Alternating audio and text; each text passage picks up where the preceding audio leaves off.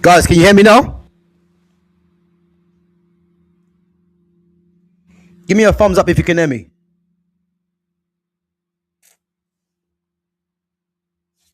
All good? Yes.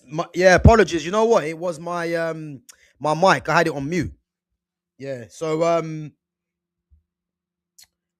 yeah, guys, as I said, man, obviously Real Madrid versus Manchester City, one of the games of the round in the Champions League, there's a lot riding on this game. You think of Xabi Alonso under pressure. There's been rumors that if Real Madrid lose this game, then Xabi Alonso loses his job.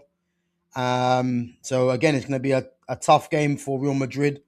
You look at Man City, obviously under Pep, been in good form lately, and again, their last game was a loss to Bayer Leverkusen. So you'll be thinking that they'll be trying to definitely get the 3 points against Real Madrid and try and cement themselves into the next round, the round of 16, with two matches to be played after this one. So yeah, there's going to be a lot riding on this game. Obviously, Real Madrid's team, guys, we're going to go through it. Obviously, there's a notable absentee from their team. But you got Thibaut Courtois in goal, the back four of Valverde at right back, Rudiger, Raul Asensio, and Alvaro Fernandez, formerly of Manchester United, at left back. And then you've got midfield, which is quite surprising. But again, Camavinga's out injured. But you got Aurelian Chouameni in midfield with Dani Ceballos and Jude Bellingham playing slightly ahead. And then the front three, which is Rodrigo, Vinicius Jr., and Gonzalo Garcia. And again, if anyone remembers Gonzalo Garcia, again, he was the one that scored those goals in pre-season for Real Madrid. And obviously, we all thought that, I definitely thought that he was definitely going to be leading the line. Well, not leading the line, but definitely be figuring a lot more than he has done. But obviously, Mbappe on the bench, obviously with that slight injury. And the whole game was built up for Mbappe versus Erling Haaland. And again, it's been a bit of a letdown, let's be honest. But I think nonetheless, it should be a good game. I actually think, in a funny way, remember when I said whenever if Real Madrid play against any of the top teams, whether it's in La Liga or definitely the Champions League, I said if Mbappe and Vinicius Jr. both play together, I've always taken a keen interest in this, to say that I just don't know if Real Madrid have what it takes to get over the line in the big games with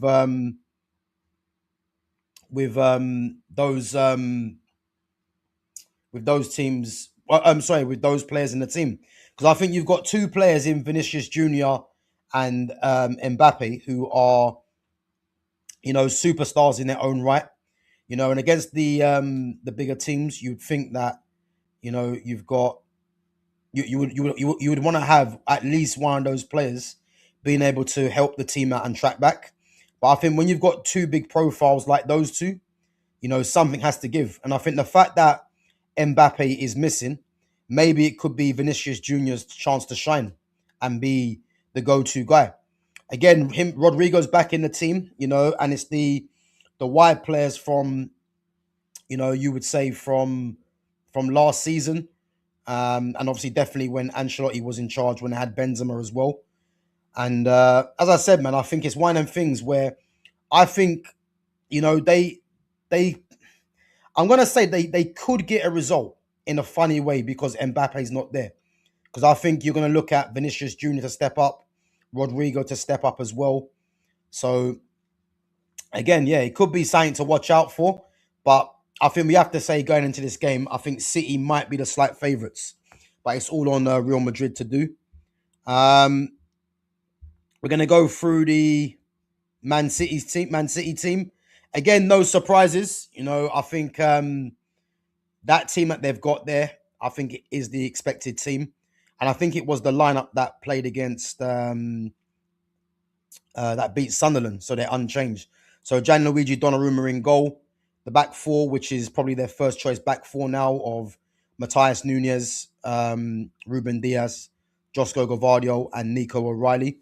Again, what's his name they bought in the summer from Wolves, Eight Nouri. Again, he's still coming back to fitness. Obviously he's a left back as well. But O'Reilly's been very good. No Rodri, no Stones. You got Nico Gonzalez playing as the deepest line midfielder. No Kovacic as well. Bernardo Silva for me has been.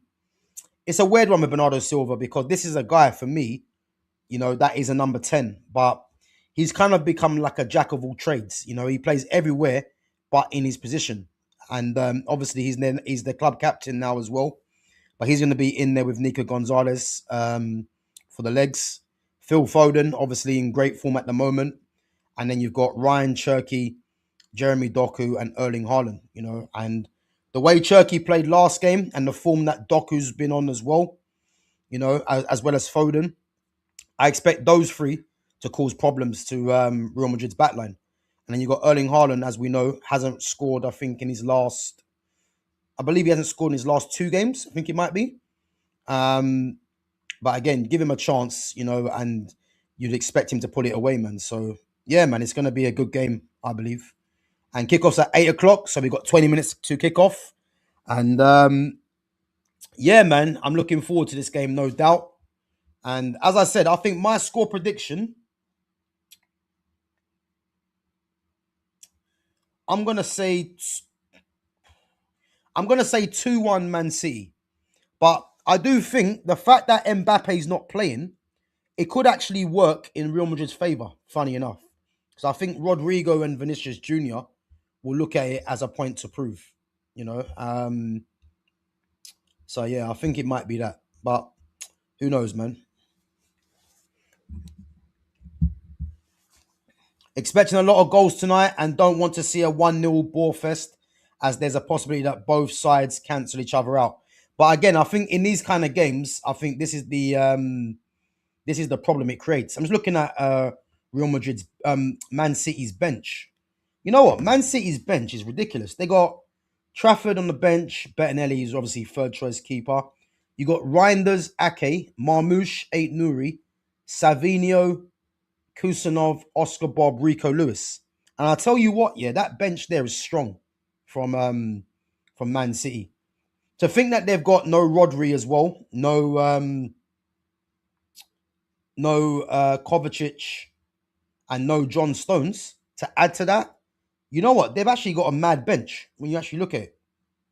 They've got a mad bench, Man City. And I think it kind of goes under the radar at just how good their squad is. To think that they've got Donnarumma starting with Nunes, Diaz, Gavardio, O'Reilly, Silva, Gonzalez, Foden, Cherki, Doku, Haaland. They've got Trafford, Bettinelli, Reinders, Ake, Marmoush, Eight Nouri, Savinho, Kusanov, Bob, Lewis. And then there's no Stones, Rodri, and Kovacic. And they can still field a bench like that and a starting 11. I'm telling you now, man, listen, they're going to take some stopping. And I think they've probably hit some form as well at the right time. 2 points behind Arsenal in the league.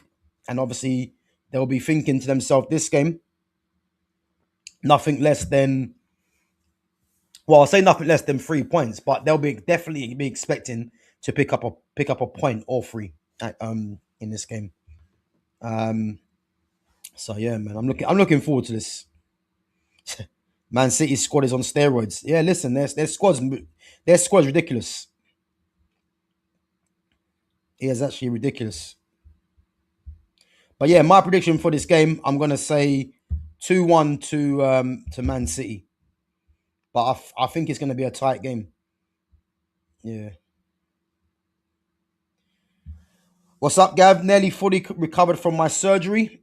Big up, man. Big up. I think I'm gonna have to go for surgery myself soon, to be fair. But yeah, no, hope you're recovering well, man. So, surgery is never a good thing, man. I've had surgery, I think once on my shoulder, and obviously I've got possibility of another surgery coming up as well. So, but yeah, no. Apart from that, all good, all good.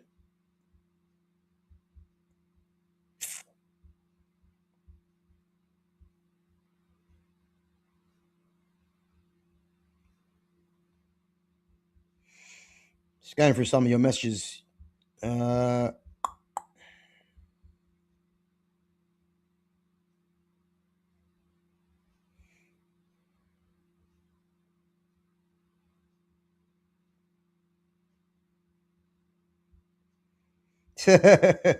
yeah, big up, man. Big up. To be fair, I feel fine. I feel fine. But yeah, man. Haven't been getting too much sleep lately, man. So need to be catching up on the sleep. But yeah, man, it's been a busy day today, to be fair. But I'm all good. Big up. Big up to Gamer as well. Big up. Guys, what we saying off the backdrop? Everyone liking the backdrop? Kane, Mbappe, Haaland. Obviously, Mbappe's not playing tonight. He's on the bench. So I've heard rumours that if Alonso doesn't win, he might get the sack. But I don't believe those rumours that much. Yeah, listen, I've heard the same thing. And again, he's under pressure because Real Madrid haven't been playing well. So yeah, I think if he does lose tonight, and if they get well and truly beaten, I think he could go. So we'll have to wait and see, man. But yeah, it's one of them things, isn't it? Who are Newcastle? Oh, Newcastle got Bayer Leverkusen, ain't they? Yeah. I think they're playing Bayer Leverkusen. Looking forward to watching CHERKI play, man, tonight.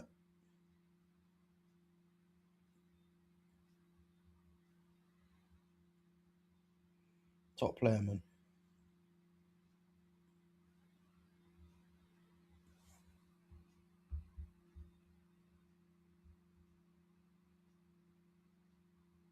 Yeah, big up, man. Big up. 6-hour surgery last year. Madness.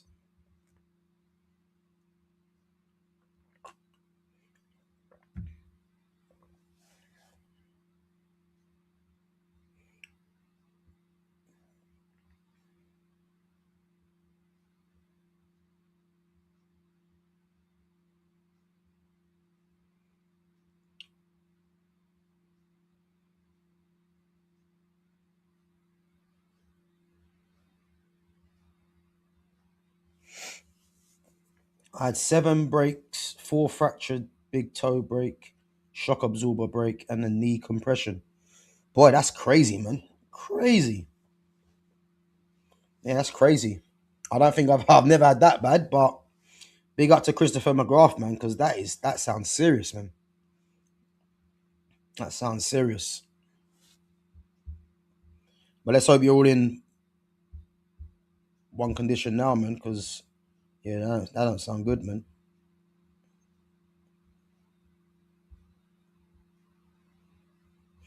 Guys, anyone been hearing any of the Manchester United news lately? What's the news lately? I've heard there's been some news on Kobe Minu. Um, Anyone got any news? If you have, make sure you put that in the chat as well, because I haven't been keeping a track of it lately. I think it's nice, that you can do Champions League football during the midweek and give Manchester United a break, because watching Manchester United has been painful this season, and the fact that you can tune into Champions League, is more relaxing for me today, man, or tonight, should I say? CHERKI will be the world's best player at least once in his career. He's generally one of the only players that excite me when they get on the ball. Yeah, I hear it, man. I hear it. And this is what I said before. You look at football now, there ain't too many mavericks in football at this moment in time. The only players that I could say, I mean, if you look in the Premier League, for instance, yeah, the only players that I kind of rate that are mavericks or players that are special, I mean, I'm looking at Cole Palmer. I'm looking at Amad Diallo, even though he's playing at wing back. I think Xerxes is a special footballer as well. Ryan CHERKI, no doubt, is a special footballer. Jack Grealish, Iliman NDI. I think these guys are special footballers. And again, there's not really too many. And then I go to Spain, You know, you got Yamal, you got Pedri. Um,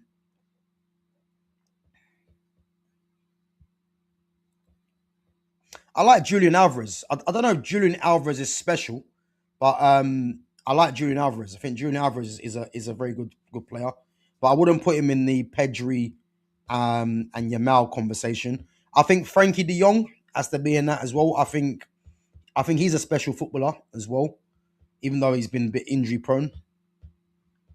Um, Trying to think again. There's not too many. Vitinha for sure. Um, I think Dembele, Kvaratskhelia. I think they'll be put in that as well. Michael Elise. I think Harry Kane in a different way. He's not like a flair player, Harry Kane, with the ones that I'm mentioning. But again, there ain't too many special footballers right now that are playing regularly, in my opinion. You know, and it just shows you where football's at now. Just shows you.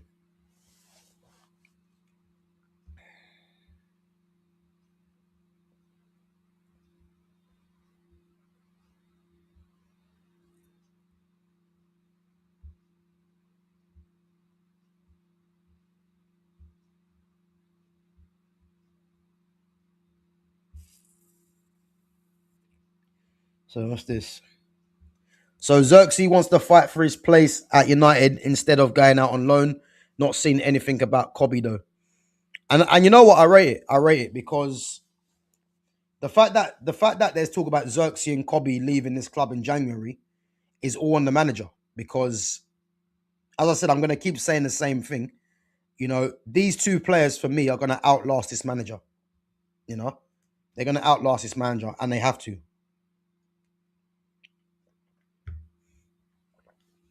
They have to.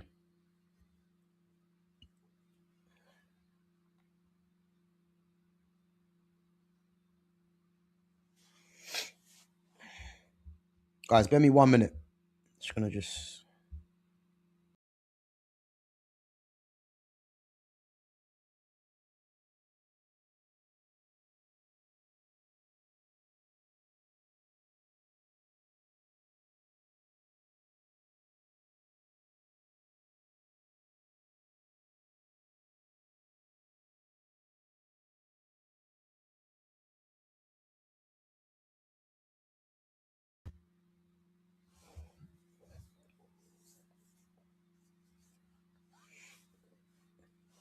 So yeah, nothing on Kobe. I heard there's like about 12 teams that are after Kobe at the moment.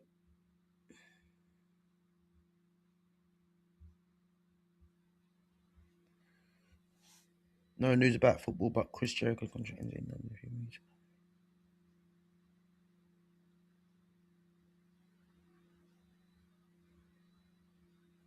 few weeks.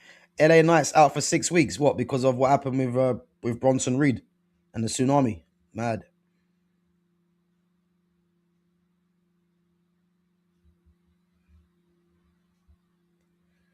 Big up to Babs One Diva for the super sticker. Big up. Big up. Guys, as well, if you guys want to view the my boxing fight I just recently had, then obviously it's over on my members only section.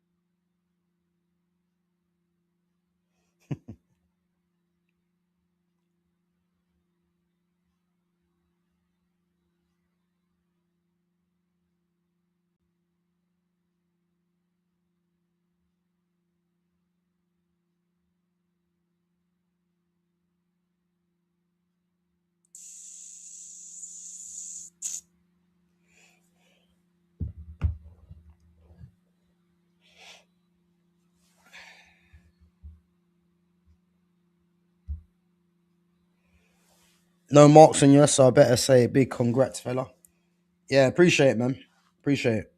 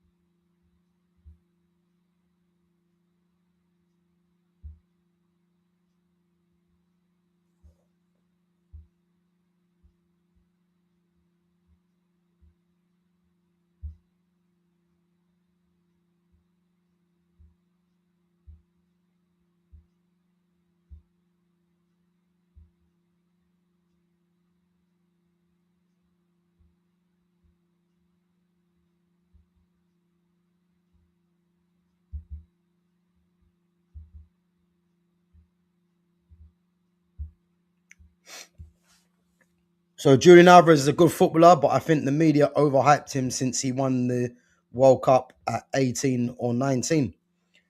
You know what? I disagree. I disagree. I don't think he's overhyped.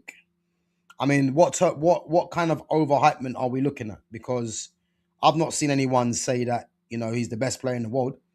But I think at Atletico Madrid, he's definitely, I would say, their best player right now.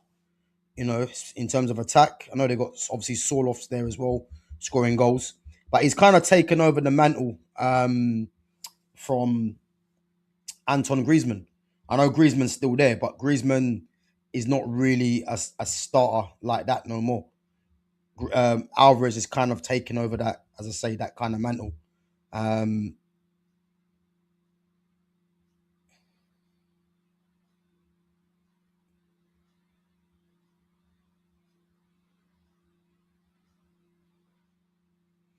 Hendrick making me laugh.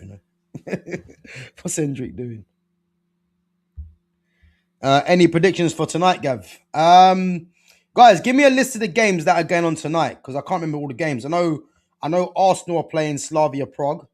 Um, I think I've seen them. They've made a whole host of changes as well. But for tonight's game, I'm gonna say I think City.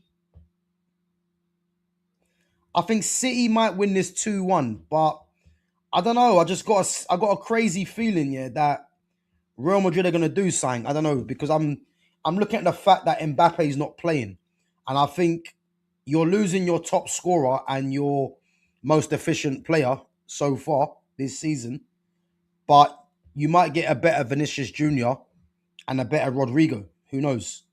So I don't know, man. I don't know. Two of the best keepers in the world right now as well in Donnarumma and Thibaut Courtois. But yeah, nice. I'm gonna say 2-1 Man City, but it wouldn't surprise me if Real Madrid win. If I'm honest.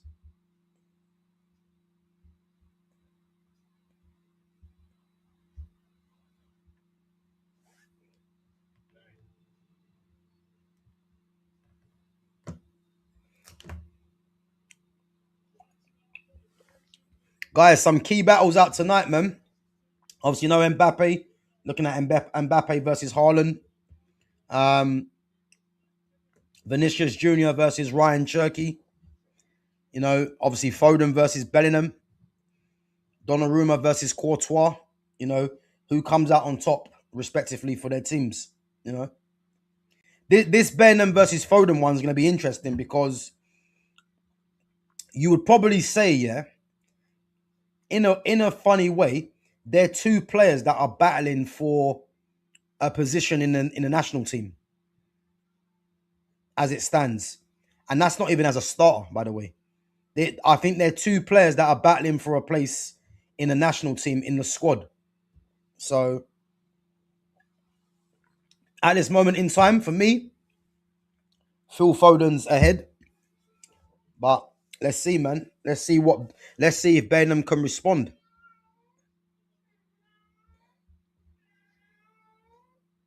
So Arsenal versus Arsenal playing Club Brugge. Not is it Club Brugge they're playing?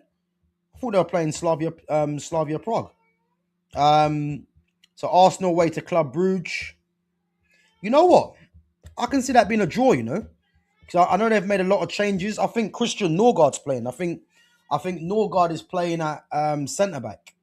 So that could prove a bit of a problem. So I'm gonna say Arsenal and Bruges to draw. Newcastle versus Bayer Leverkusen.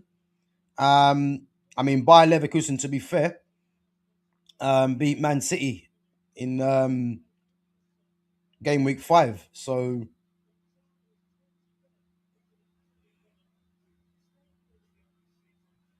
yeah, so I'm gonna say Newcastle Leverkusen draw. Don't know if Newcastle can nick it. To be fair, I don't know, but I'll probably say a draw. Yeah, Newcastle Leverkusen.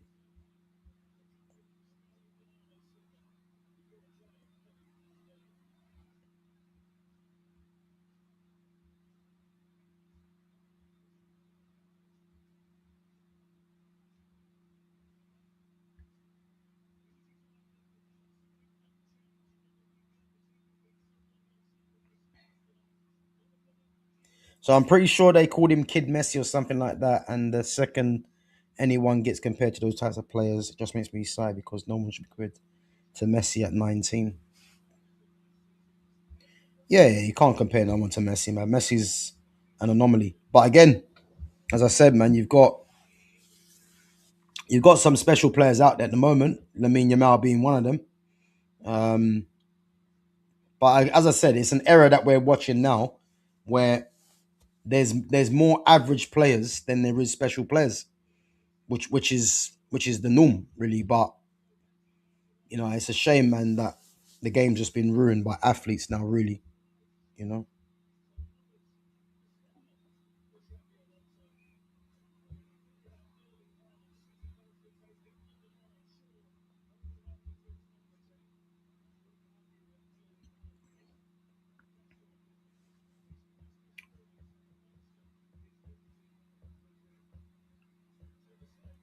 No, I missed the Liverpool game yesterday, but I know they won 1-0 against Inter Milan, penalty from Dominic Szoboszlai.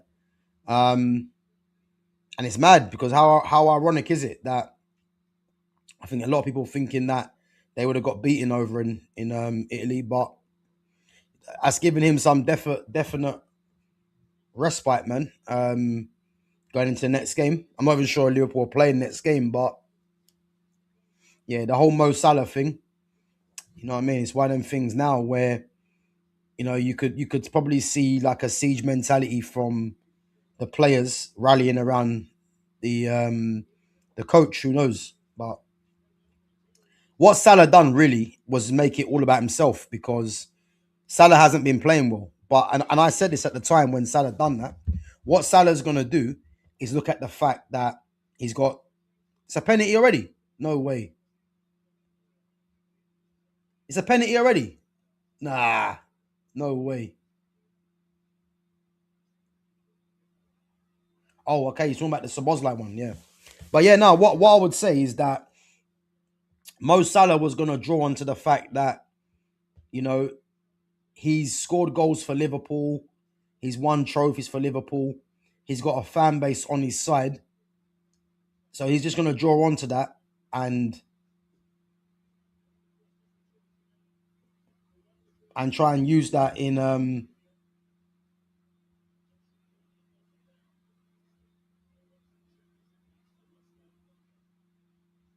what's going on there? Vinny penalty. Oh hey, listen, Vinicius Junior. Guys, I told you, yeah. Vinicius Junior is gonna have something in his. He's gonna have a bonnet. He's gonna have a battery in his back, man, for this match because everything's been about Mbappe, yeah, and he's now got to be the one that steps up. Is that a foul? Yeah, it's a foul.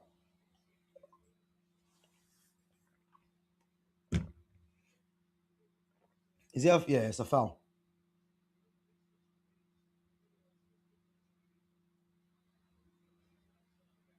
Oh, it's outside the box.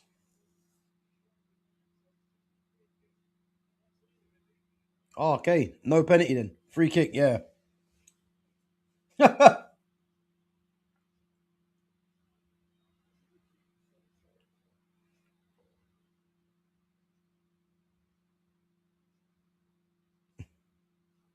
Yeah, no, it looked like it was. It's definitely a foul, but you can see where Nunes kicked him was outside the box. Yeah,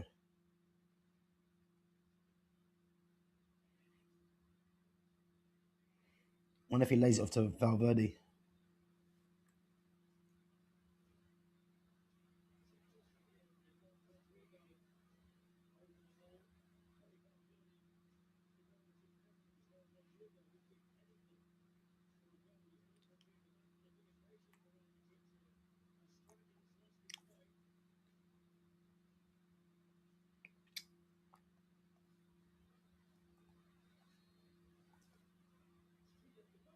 Ooh,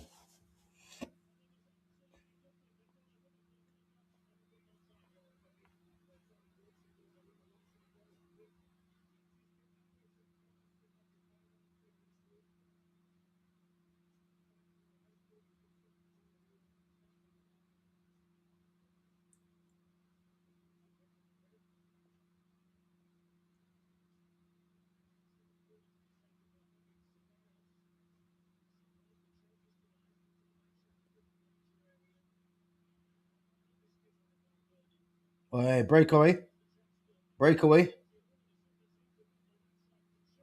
Play Cherky. Hey, Rudiger's a fool, you know. Rudiger.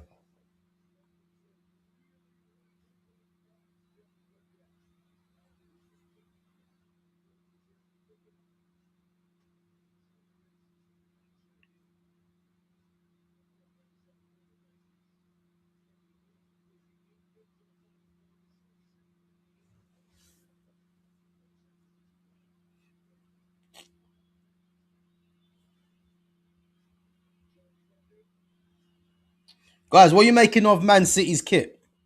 I like Man City's kit, you know. Do you like that kit?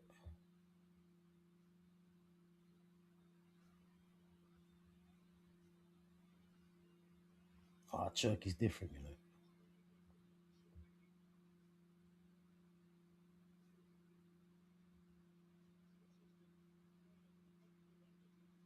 Good ball.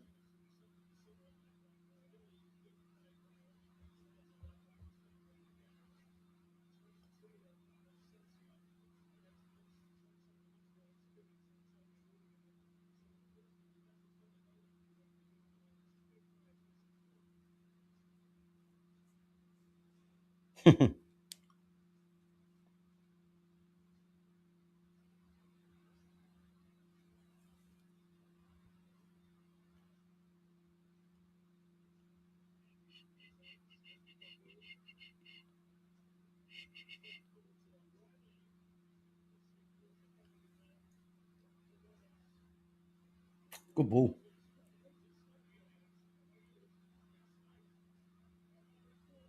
Good ball. All right, listen, it's been a lively start, man, from Real Madrid. And I told you, Vinicius Jr. and Rodrigo, yeah? Telling you now, they're gonna have something to prove. They're gonna have something to prove. Great ball.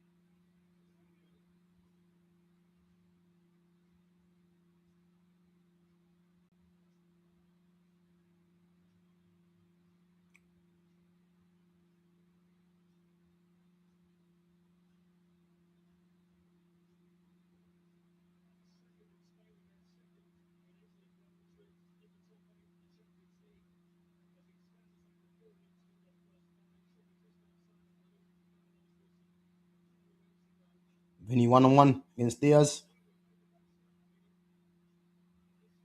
Done well. Ushered him away from goal. Good defending. Good defending from Diaz. Ushered him away from goal as well.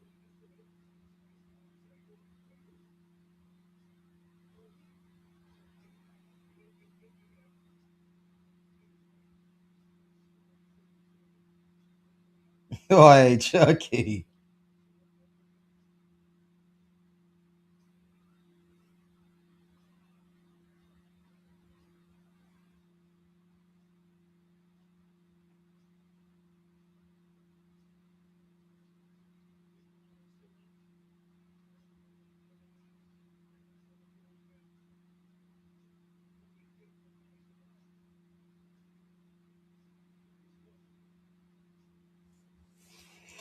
Remember that 3-3 tie some years back?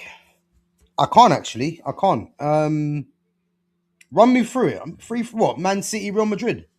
3-3. I can't remember that. Was that at the Etihad? Or was that at Bernabeu?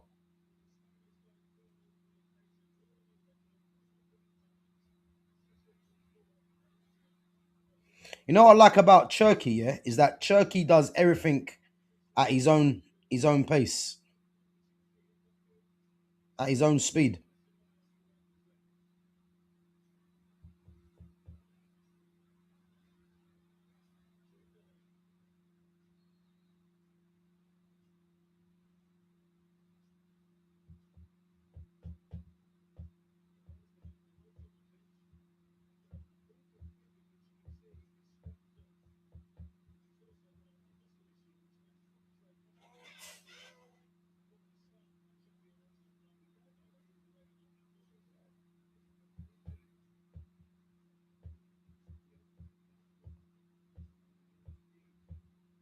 Oh yeah, I remember now. I remember now. Yeah, Gavardio, Foden, and Valverde. Yeah, I remember.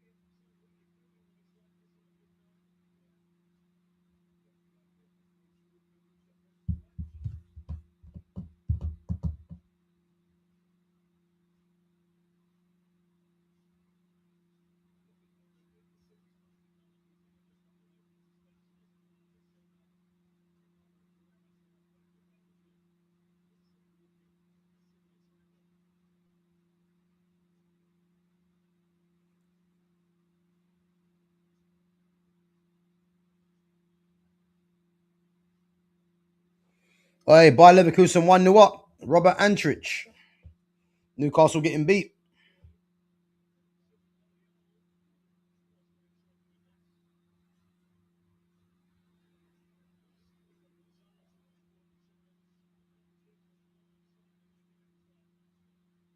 Yeah, 1-0 by Leverkusen. Robert Andrich.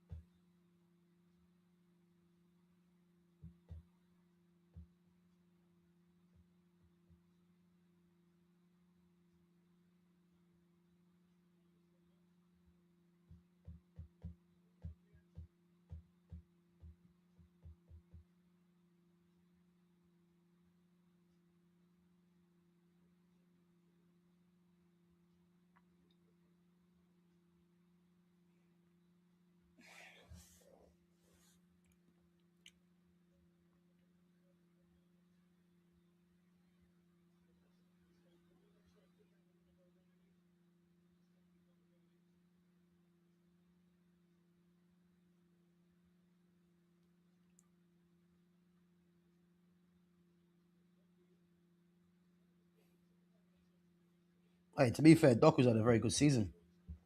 He had a very good season so far.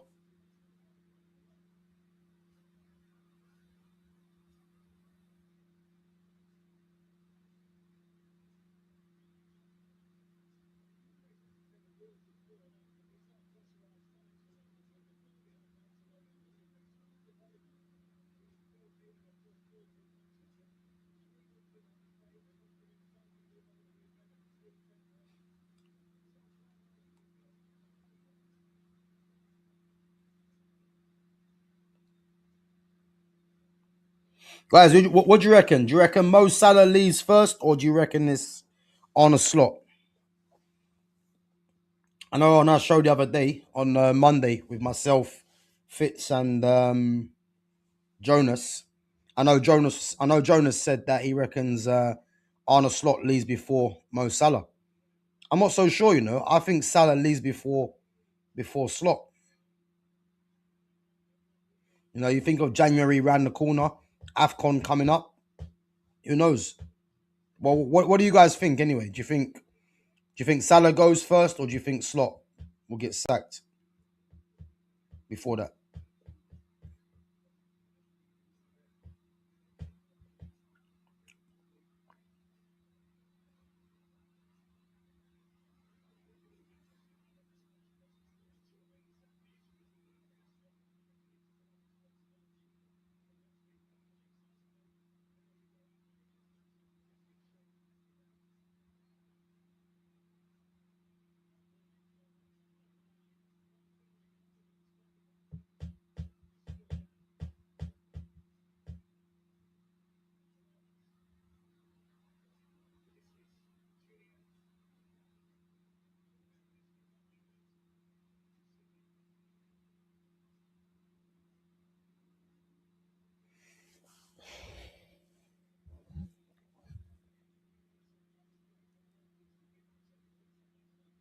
Bruno Guimaraes own goal.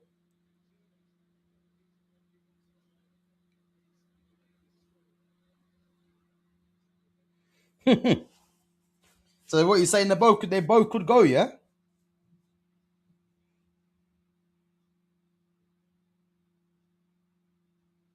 Haaland's hardly been in this game.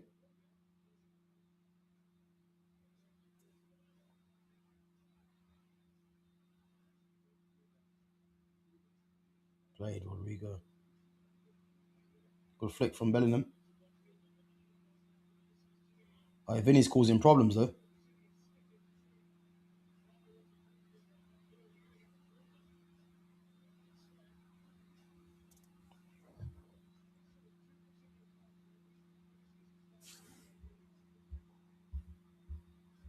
Vinicius Junior started the game more. Yes.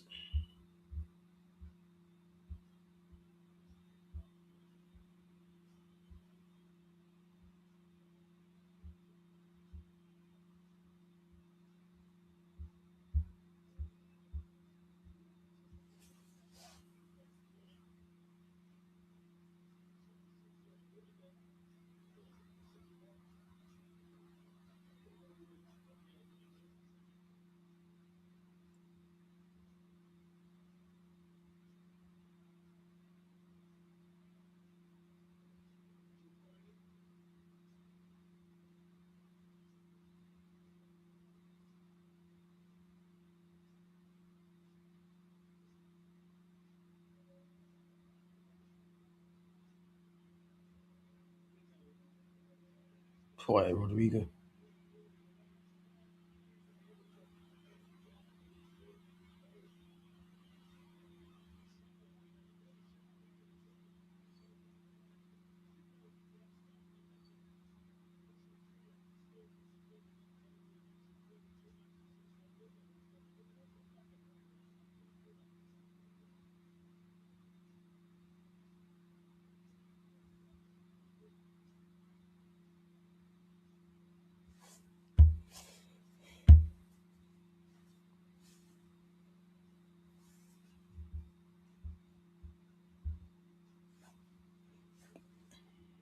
Big up.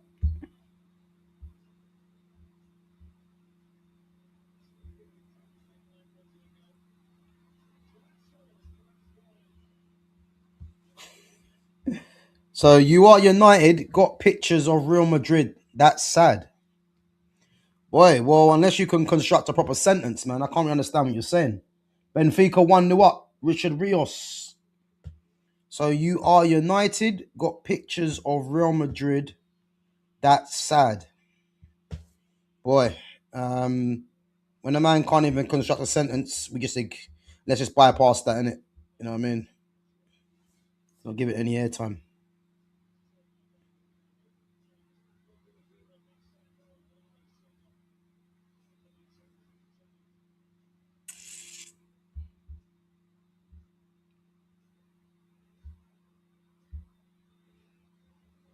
Big up.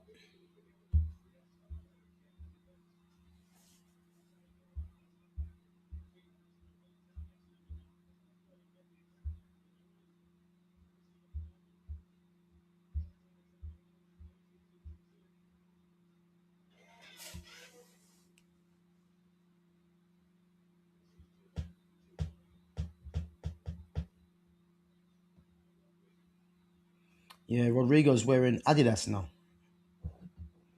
Okay.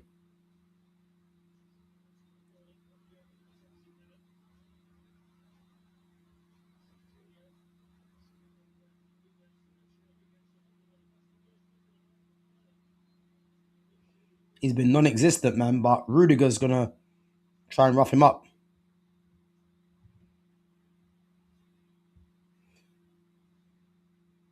Nah, bro, no hate watch around here, man. I don't do hate watches.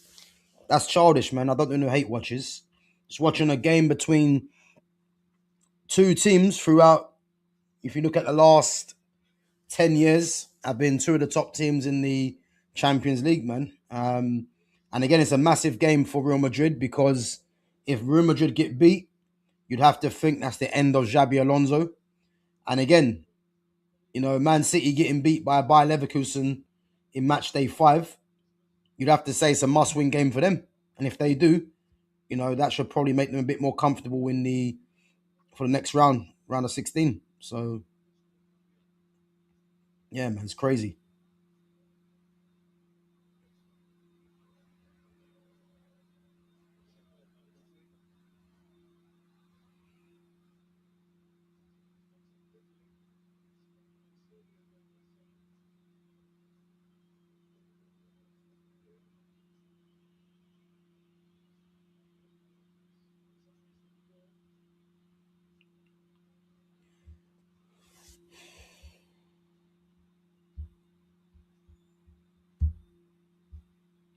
But as a red, you must want Madrid to win, though, Gav.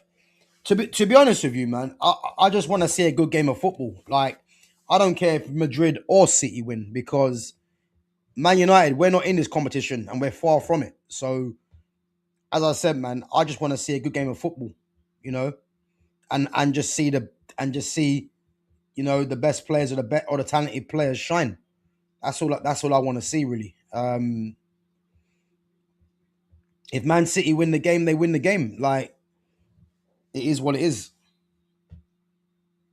Yeah, bro. I hear it. I hear it fits, man. But as I said, man, I'm not one of those fans that because I'm a Manchester United fan, I don't want Man City to win a Champions League game that we're not in. I'm not fussed who wins really. I just want to see a good game of football. That's what I enjoy. But you know,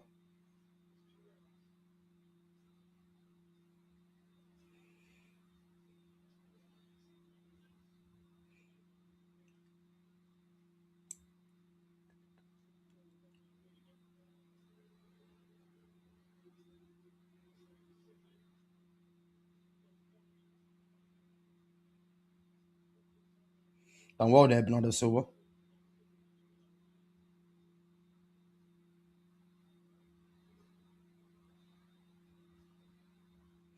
So you are a Manchester United fan and you got a picture of Mbappe behind you. That is a disgrace, but you're not in a Champions League, so suppose you have to do something. Yeah, it's called a picture. Um, you clown. It's a picture. Just because I've got a picture of Haaland, Mbappe, and Harry Kane, it's because I'm doing a watch along, which is Manchester City versus Real Madrid, and two of the players that are involved in this game um, play for the two teams. That's why I've got the background. Um, I'm sorry if your life shit. Arsenal 1-0, Madueke. Hey, boy, doing what Saka can't, boy. Listen, if your life shit, Tiger King, man, no one asked you to come on it. It's that simple, man. But you're coming on there just talking shit, really. Saying that I'm a Man United fan, but I've got these on the back. I'm not just a Man United fan. Yeah, I'm a football fan. I'm a student of football. So any team, um, I'm a football fan, man. So yeah, I'm not your average fan, put it that way, that just has a bias to their team or doesn't know too much about other teams. I'm well versed in whatever team you want to talk about. So it's a football channel. So as I said, man, if you're not gonna come on here and contribute to the channel, you're not forced to be here. Simple as that.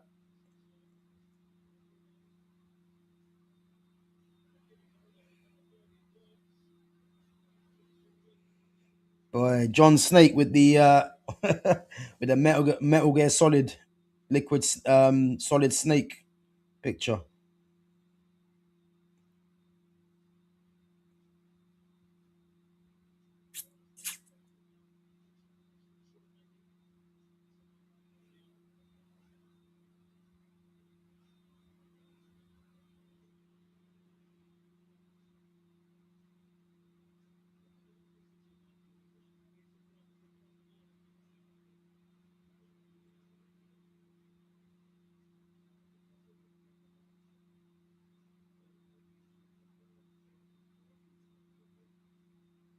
Oh, Big Boss. Okay, yeah.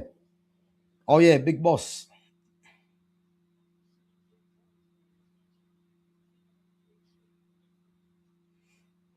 You knew what I meant though, anyway. So that's the main thing, guys. 25 minutes in. What are we saying for this game so far? Who's looking the most? Oh, Nico O'Reilly's showing Valverde.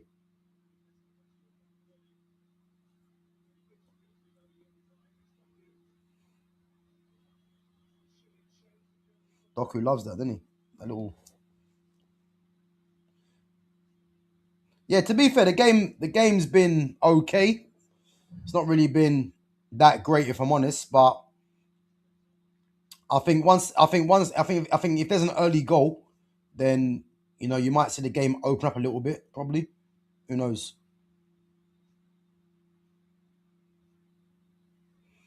Thing is though, City are playing quite high up the pitch.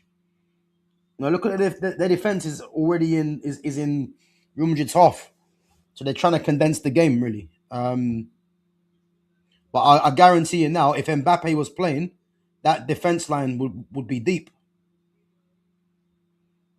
100%. If Mbappe was playing, there's no way Man City's line would be that high. 1-0, yeah. Rodrigo. What did I tell you about Rodrigo? I'm behind you guys. Then that's annoying.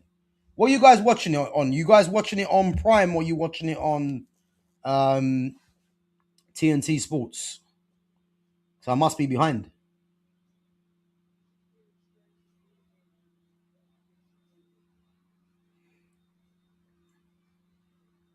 Rodrigo 1-0, yeah?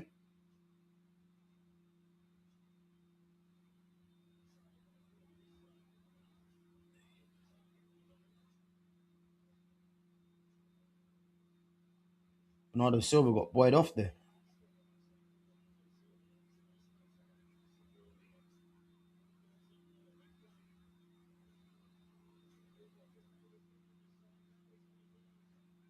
Good finish.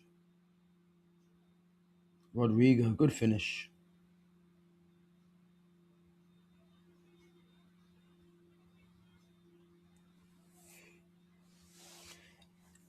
You know what, yeah? I was waiting for someone to say this, yeah? Bellingham assist, yeah?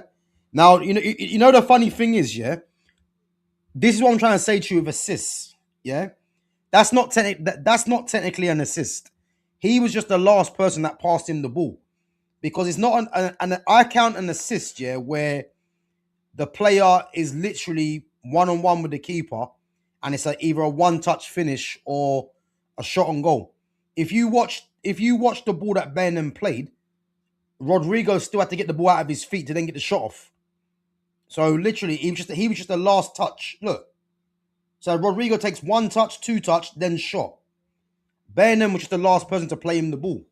And again, this is how assists are being counted now, which is an absolute disgrace, really. The great finish, though.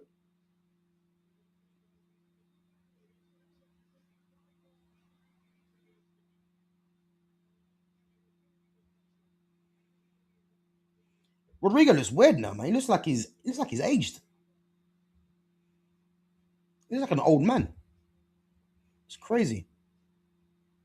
Yeah, listen, people. Yeah, they'll give it as a Bainham assist, but again, if you just watch the pass that he done, you will see that you will see that it's not technically an assist. But again, we're in an era of football now where it's a mad game because they're giving assists for things that are not assists.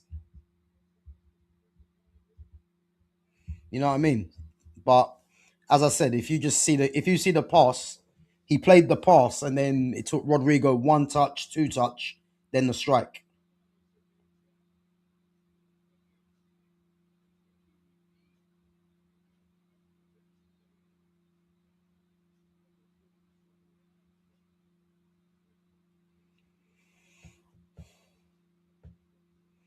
Yeah, Arsenal 1-0 up. Madueke scored.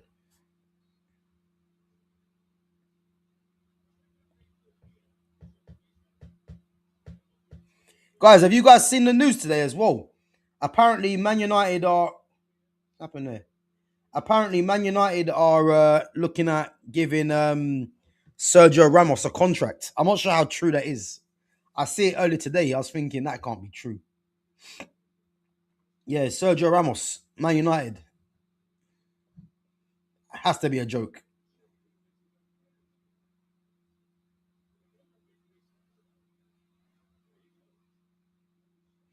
Yeah, big up to Fitz, man. 100%. 100%. That was not an assist. That he was just the last person to play him the ball. Ooh, Rodrigo slipped.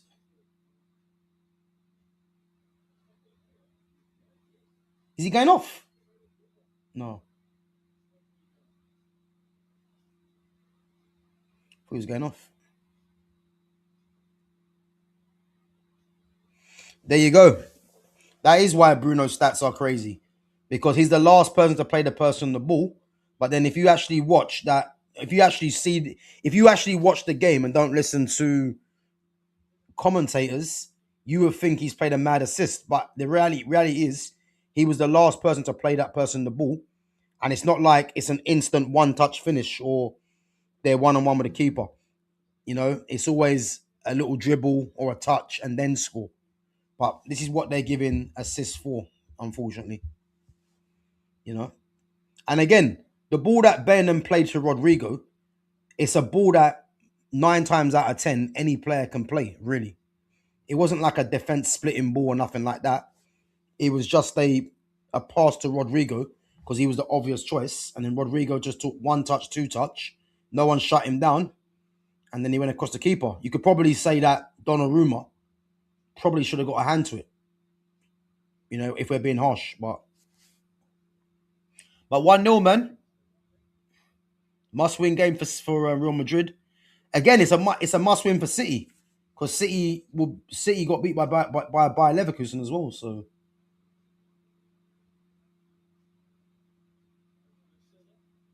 good ball, CHERKI. CHERKI's ridiculous, you know.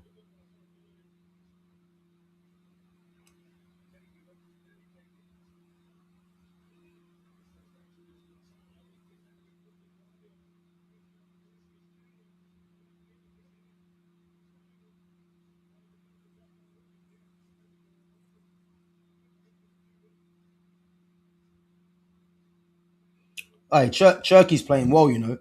He's so intelligent with his passing, man. He's so intelligent with his passing. I'm telling you. Look at that. Hey, guys, I'm telling you now. You see Ryan CHERKI, yeah. That is what you call a special footballer.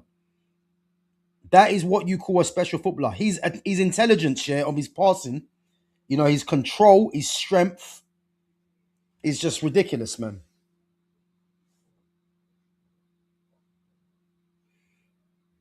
Who do you think will win AFCON, Gav? So who do I think will win AFCON?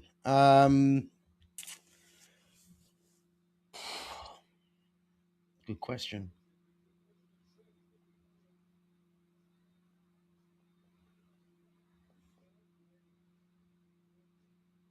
Who do I think wins AFCON? Well, I mean, Egypt are the record holders, yeah. But if you look at the fact that you've got Marmoush is not playing games, Salah's been poor, and obviously we know what's happened to Salah at the moment, and they're their two crucial players. I mean, Ivory Coast have got Ahmad. Um, they've got a few other players as well. Cameroon are going to have Embuemo. Anana's been dropped. Trying to think who else. You know what? I'm gonna say, yeah. And again, it's just a guess. I'm gonna look at Senegal. I don't know why, but I think Senegal got some decent players. You got Lamine Kamara from Monaco, El Hadji Malik Diouf from West Ham, Iliman Ndiaye. I think Mane might be still be there. Nicholas Jackson. I think got someone else as well, but I'm gonna say Senegal. Goal 1-1. 1-1. Nico O'Reilly. Gavardi 1-1, guys. Nico O'Reilly.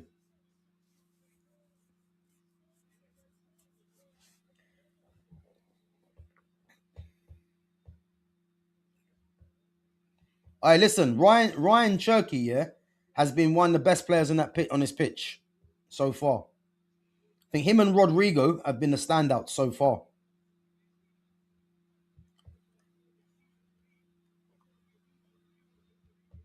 So yeah, I'm gonna say Senegal. I would love it to be Ivory Coast for or Cameroon. You got Morocco as well. Mazraoui. Who else they got? They got a few other players as well, but yeah, I think I'm gonna say Senegal or Ivory Coast. I'll look at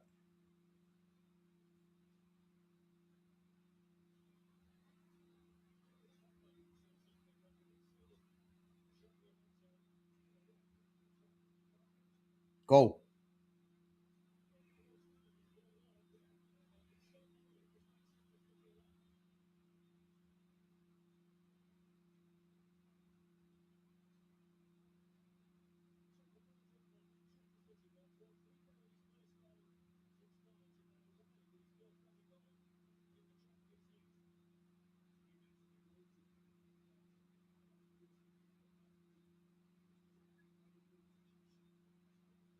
Played Rodrigo. Hey, Rodrigo's a top player, man. That's why I wanted him at Man United. Obviously, never going to happen. But City should have signed Rodrigo. They should have. But him and Cherky have been the best two players on the pitch.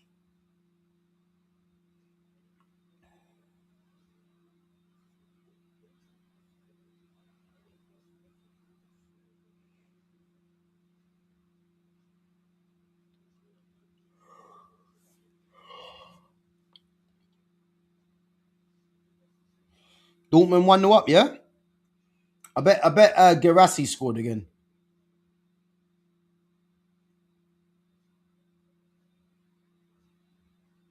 What's Nunez doing? Taking the piss.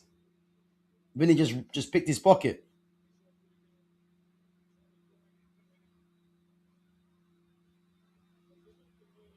No, it wasn't a lovely ball. These commentators are clueless. Lovely ball, you know. It wasn't a lovely ball. What are they talking about? These commentators are clueless. Lovely ball, you know. You put too much power on it. How's it a lovely ball?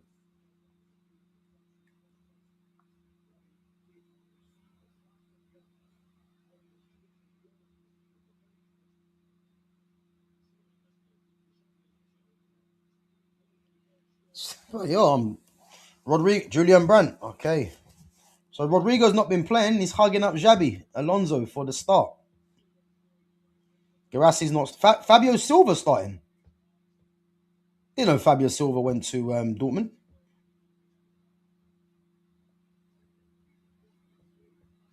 Yeah, Julian Brandt's their captain, isn't it?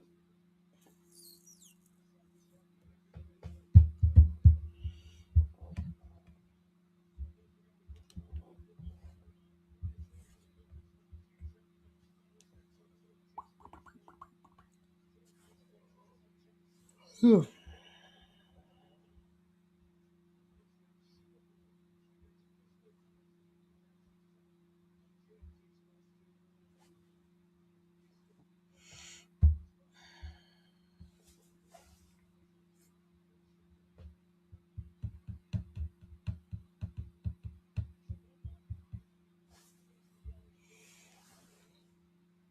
been a bit of a dull first half, though, really.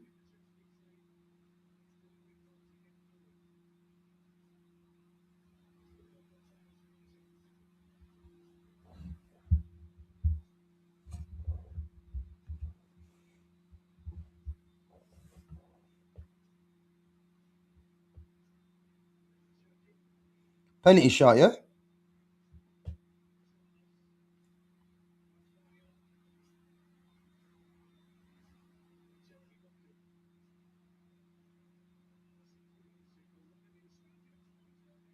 Rudiger again, you know.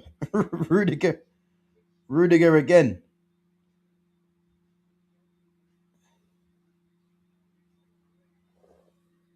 1-1 Dortmund and Bodo Glimt. 1-1.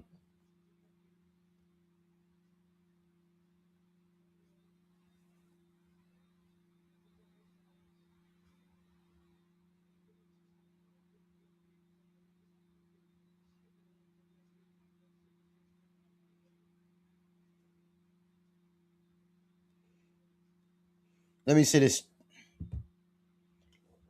To be fair, I mean, I know he grabbed him, but if it's given, it's pretty harsh, to be honest with you. But you're always running the risk, man, especially in Champions League.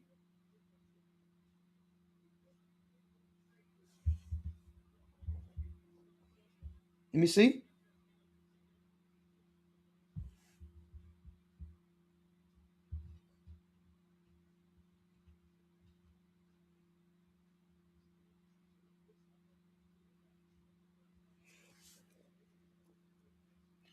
I don't think they'll give it. I think it's because they're at the burn.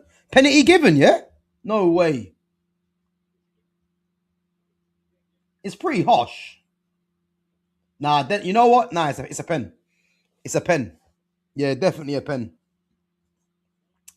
And the thing is, yeah, Rudiger does this. You know, Rudiger's very emotional, and you can see from how early he started the game off with Haaland, he was always going to do that. Nah, don't assume it's a goal because Haaland from the penalty spot hasn't been that great. It's a pen, yeah.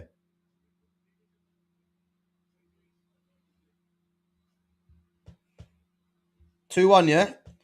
Fitz, what are you watching this on? Are you watching this on Prime Sports? On or are you watching it on TNT? Because you're way ahead of me, man. I got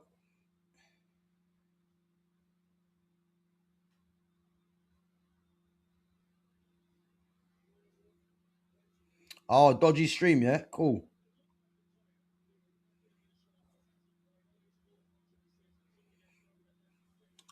I said 2-1 City, boy. And if it stays like this, I think second half you'll see I think you'll see a couple more goals though.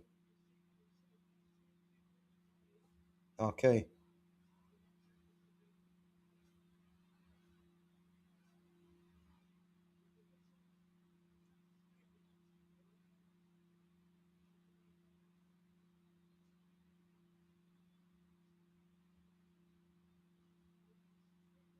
Good pen.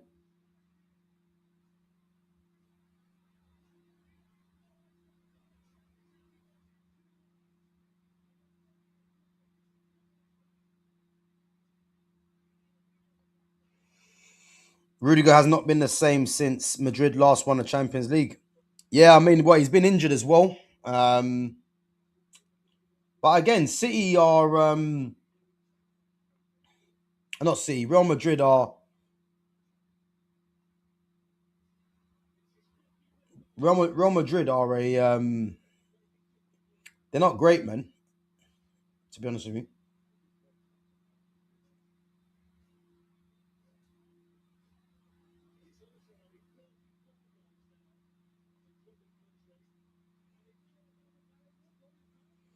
2-1 City, boy.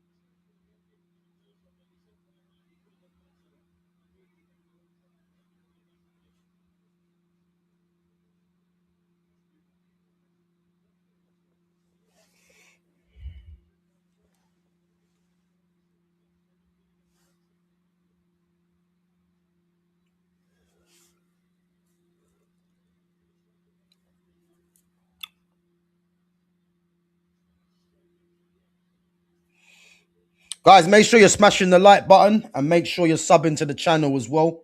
Make sure you share the channel as well. Big up. Let's see this. Good save. Yeah, the CHERKI one was an easy save, but the Haaland one was a good reaction save.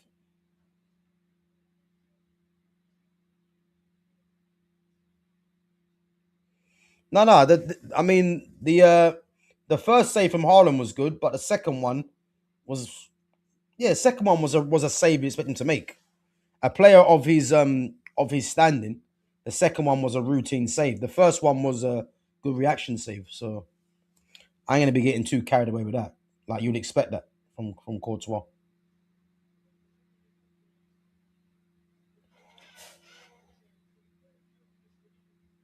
Oh yeah, PSG playing Athletic Bilbao. What, PSG at home for that one?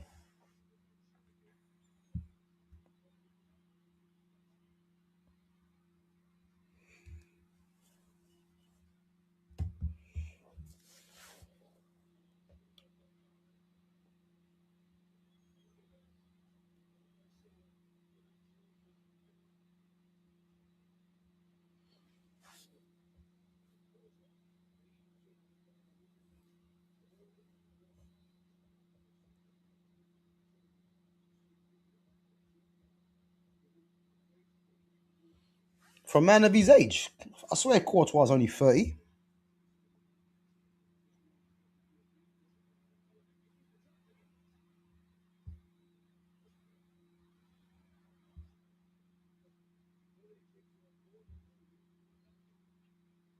How old's Courtois? Courtois is shit. Courtois 33. Didn't realize that. Who Courtois was younger than that? He's been on the scene for ages, though. To be fair.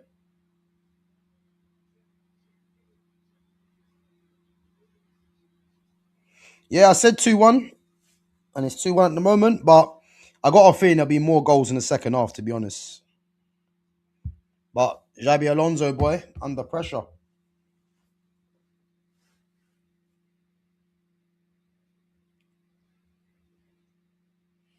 Yeah, Courtois 33, man. I thought he was slightly younger than that.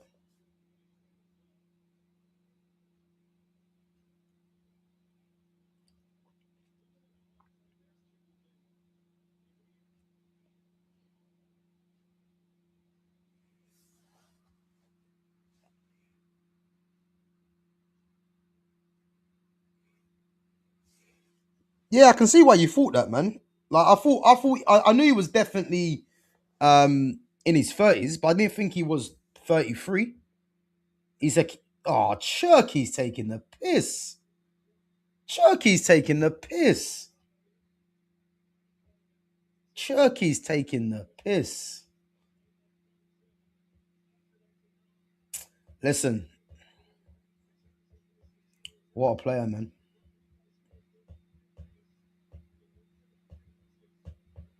Guys, anyone see the Barca game yesterday? Jules Koundé getting two headers. To be fair, it wasn't a great game, man. The first half was poor.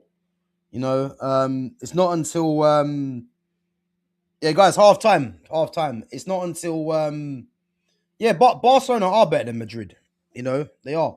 For me, Barcelona have got two of the best players in the world. For me, in Lamine Yamal and Pedri. I think Pedri's unreal, man. As I said to you guys before, yeah, Pedri is the closest player that I've seen to Iniesta.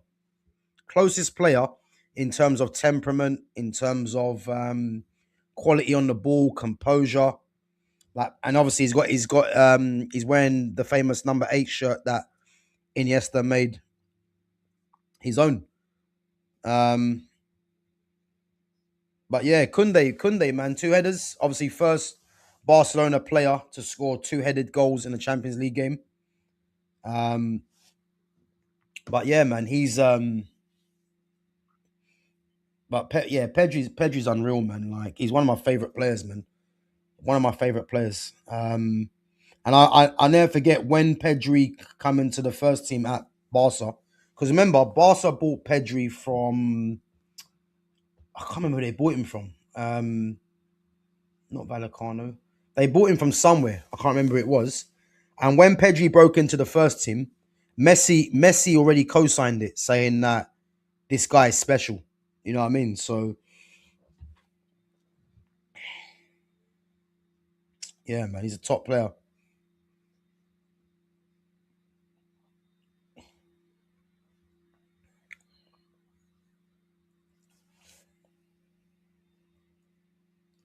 Yeah, Pedri's ridiculous, man. He's ridiculous.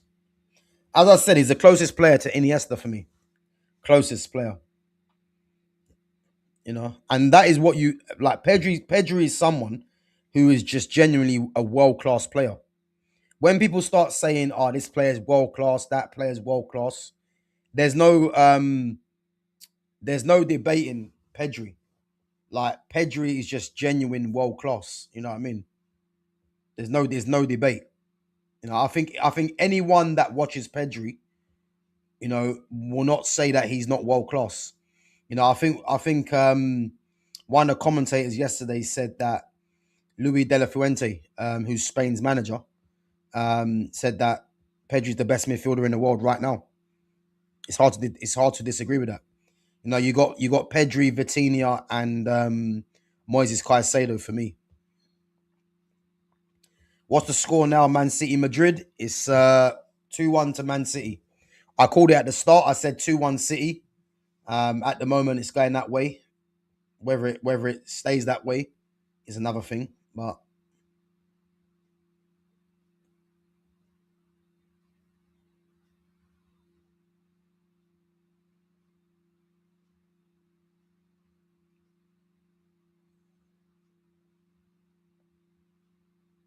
nah, it wasn't Espanyol. It was Sporting. I want to say it was Sporting Gijon or something like that. But I'm gonna let me check now. I think it might have been Sporting Gijon or Rayo Vallecano or some team like that.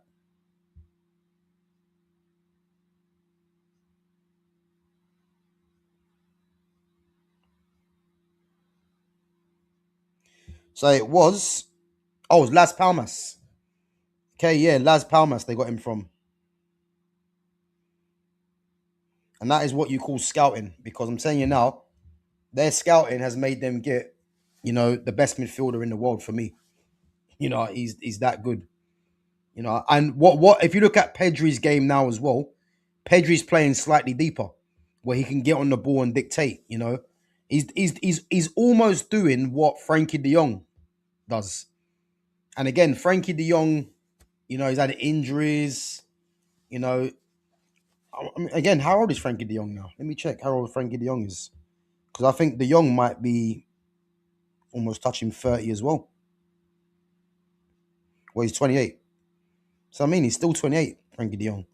But having a midfield of De Jong and Pedri, man, do you know what I mean? Crazy.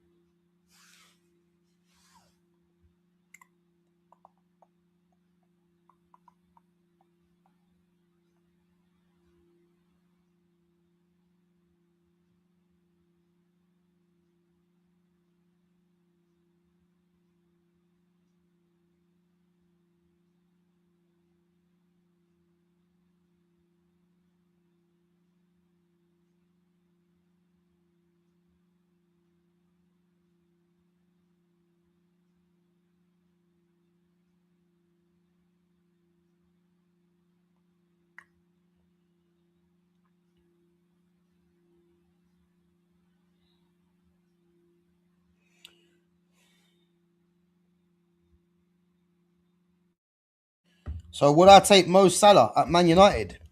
No, I wouldn't take Mo Salah. One, because I don't rate Mo Salah as a footballer.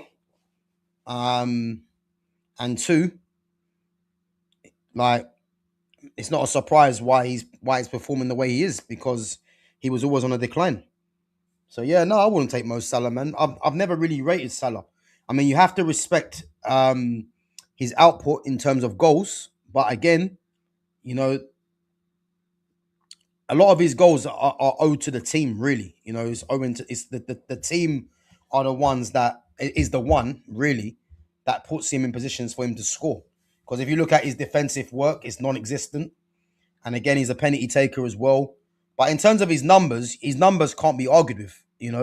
But in terms of the player himself, he ain't a great player. And yeah, there's no way I'll take Mo Salah at Man United. No way. But in terms of his career at Liverpool, I mean, it can't be argued, really. He's had a very good career at Liverpool in terms of numbers. He's won a Champions League. He's won a couple of league titles, cups. Um, but as a player, nowhere near it. Nowhere near it. I mean, there's people that think, like, when I ask people this question, who would you rather have, Eden Hazard or Mo Salah? A lot of people say Mo Salah, which is unbelievable for me, because Eden Hazard for me is one of the best players to play in the Premier League.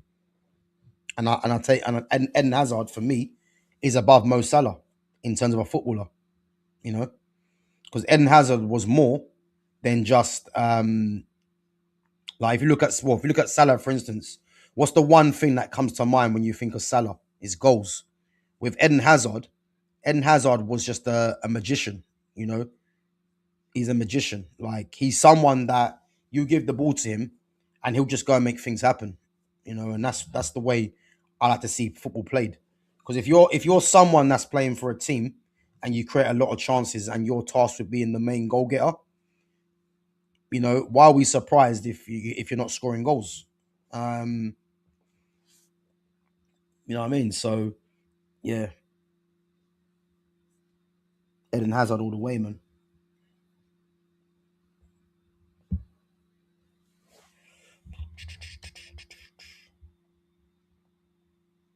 Chat, let me know. What do you reckon? Would you guys take Mo Salah? I'm pretty sure I know what you guys are gonna say.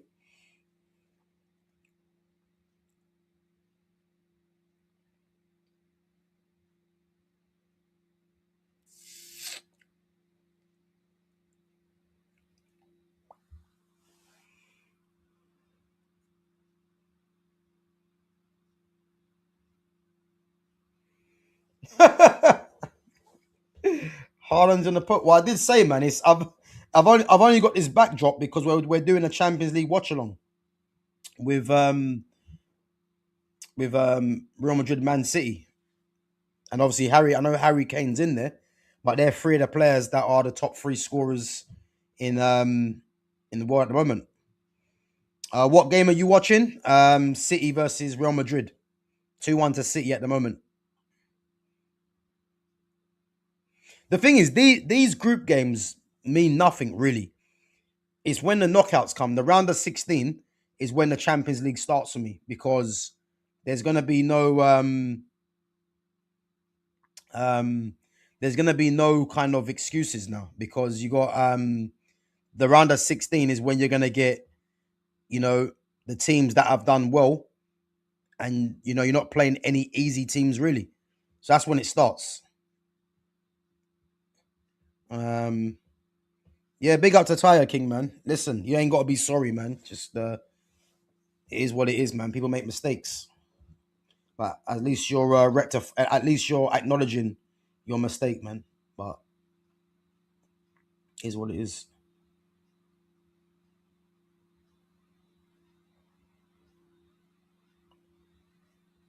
Hi, bro. As a United supporter, City is winning this one, bro. Well, yeah, I said City will win this 2-1.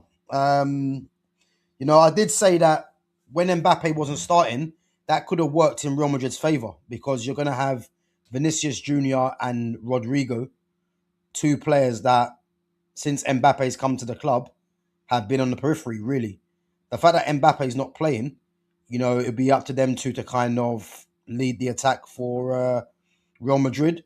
Rodrigo's got a goal, and Vinicius Junior has been threatening. So yeah, it's one of them things.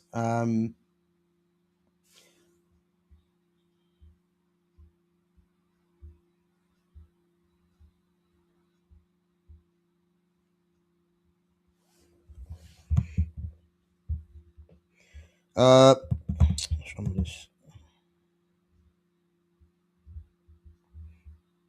Big up to to Foxy Danny as well for becoming a member for 2 months. Big up yourself each and every time. Gav, did you watch Liverpool Inter yesterday? I didn't see the game, but I see the highlights. To be honest with you, it's one of them games that by any means, by any means they needed to win. Liverpool, not just for the team, but for the manager, because the manager is under pressure. You know, obviously we all know about the comments from Mo Salah as well. You know, that would have made it more pressure for Liverpool going into that game, and the fact that they won it 1-0 against an Inter Milan team who defensively are very good, and it's not easy going away to play Inter in the San Siro. To be fair, that's going to give Liverpool some confidence, you know. So yeah, as I said, I didn't watch the game, but I see the highlights, and obviously Szoboszlai got the penalty. But I heard that what's his name, Isak was underwhelming yet again. So yeah, man, it's a long season for Liverpool, put it that way. But I think in the immediate future is what's going to happen with Mo Salah and what's going to happen with the manager. I think those are two things that they'll need to get sorted out. Um, and as it stands right now, you know, because I remember on Monday, Jonas did say that he thinks that Slot's going to go before Mo Salah. I think I'm going to go slightly the other way. I think Salah leaves before Slot, because I think the fact that Salah's going to AFCON very soon, and then you've got the January transfer window, you know, it could be an opportunity for things to happen, you know. And again, the fact that Liverpool won yesterday, you know, it's probably going to give Slot a bit more breathing space. So who knows, man? Who knows? But big up for the question.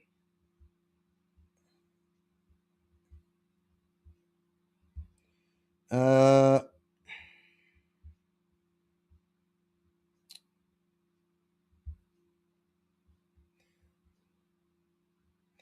uh, Mbappe makes the team worse. I think what Mbappe does, Madueke's got two. My God, could Madueke keep Bukayo Saka out of the team on the weekend? That's the question.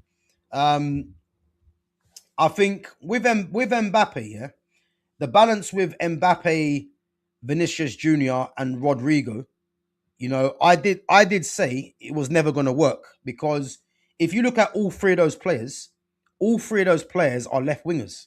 I know Mbappe's playing through the middle, but Mbappe is really a left winger. And you've got Vinicius Junior, who's a left winger. And even though Rodrigo does play on the right, he's a left winger. So you've got three left wingers all playing in the front three. Now, you know, the fact that Vinicius Junior was more or less the superstar before Mbappe came. Mbappe coming to the club has now put Vinicius Junior into his shell. So, you know, it's one of them things now where Mbappe, in terms of numbers for himself, has been a good signing, but probably for the balance of the team and the camaraderie of the team, it's probably not been a great signing in that sense. But again, you can't blame Mbappe, because Mbappe's come and done his job in terms of getting goals. And at times, he has saved Real Madrid. Well, I say at times, majority of the times. But there's no denying that Real Madrid are struggling at the moment, you know. And could that be, like, put it this way, would they have been better off not signing Mbappe and signing probably a proper striker, a central striker, like a link man, and then having Vinicius Junior and Rodrigo either side? Would they have been better? That's the question, you know. But to say that he's makes the team worse is difficult because he has been getting goals for Real Madrid, but should he have been signed in the first place? The answer is probably, in hindsight, you'd probably say if Vinicius Jr. wasn't there, Mbappe could be the left winger. But then obviously Mbappe's been getting goals, so it's kind of hard to say that he shouldn't have been signed. You know what I mean? It's difficult.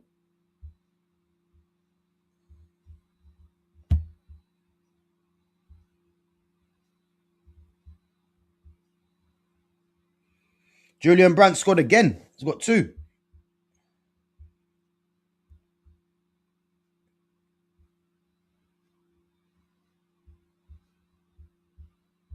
Do you think Eric Ten Hag will go back to Man United? Nope.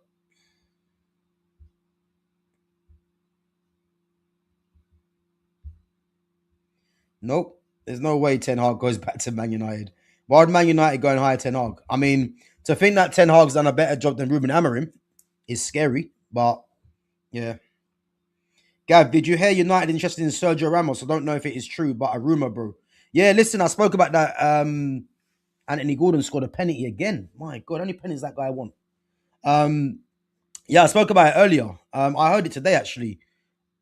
I don't know what to make of this, if I'm honest.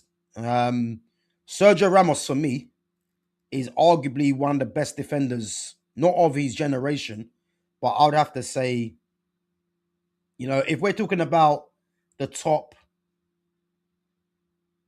the top 10, he's definitely in the top 10 for me. But he's what, 30, 35, 36, I think he might be. Why would Man United go and get Ramos? For what reason now?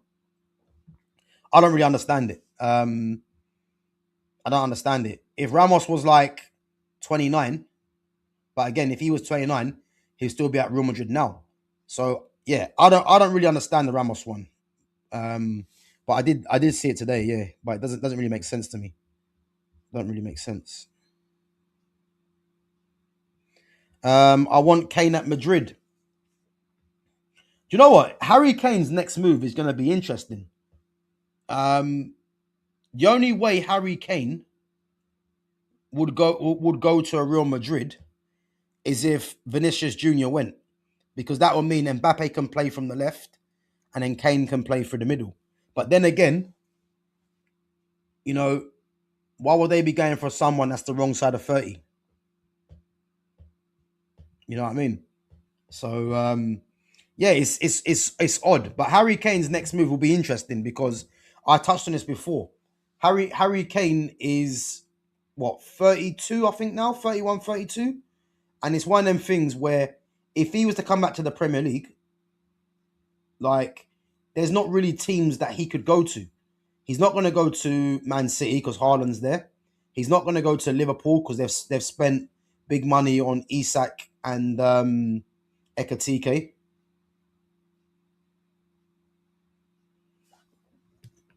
Who does Burnham think he is? Burnham, hey guys, did anyone just see that from Burnham? That's Burnham needs to know that's not in his game thinking. That isn't Burnham's game. Like, he'd be better just putting his foot through the ball. Like, leave that to Rodrigo. Look, Rodrigo's putting it to him on a plate, and he thinks he can dink, man. What's he doing? That ain't your game, Burnham. That ain't your game.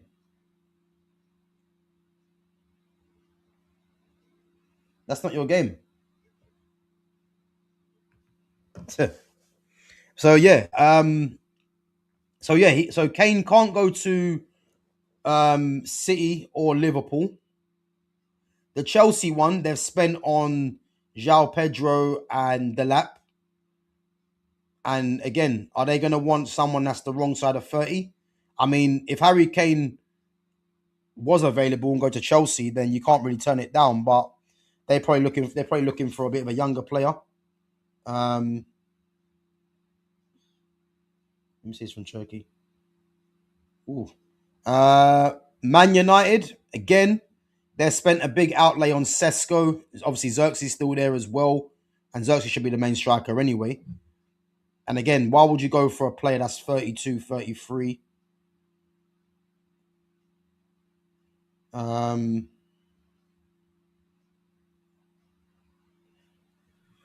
who else is there? Newcastle, no. Walter Marder's there. Vissa. So again, yeah, it's quite limited to where Harry Kane can go when you think about it. Back to Tottenham, you know. Barcelona, another one, but I don't see why Barca would just. Barca are looking to get rid of Lewandowski, who's going on a free transfer. Why would you go in the market to get someone that's a couple of years younger than him, rather than getting someone that is, you know, in their mid 20s if they're available? So yeah, I just don't see it, man. Kane with Madrid, I don't know. If Vinicius Junior does go, then and they play Mbappe from the left, then it could be a possibility.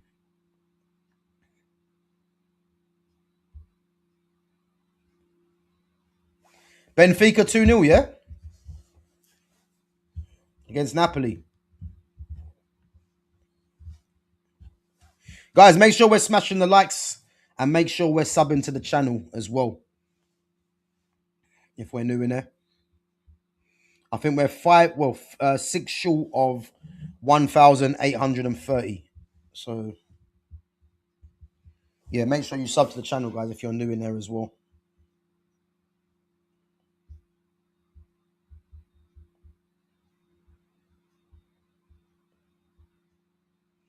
Would Yamal go to United? Yamal's never leaving Barca. Yamal's gonna do a Messi. Yamal's not going anywhere. Why would Yamal leave Barca? He's come through the academy, um, through La Masia. He's got a number 10 shirt on. You know, he's the best player in the world. He's gonna be. I mean, I don't know about future captain. I don't know if he's a captain material, but yeah, Yamal has no reason to leave Barcelona. And again, Barca are never gonna sell him. And if you did want to get Yamal, you're looking at spending 3-0 Martinelli. You're looking at spending. I think the starting bid would be 200 mil. That'll be the starting, and that will and 200 million probably won't even get them to the table. So yeah, there's no way Yamal's going to leave. Um, yeah, never going to happen. Yeah, 3-0 Arsenal, man. But why are we surprised if they're playing Club Brugge? Oh, hey, Doku's just taken Valverde for a fall there. What's he going to do? Good defending from Dani Ceballos.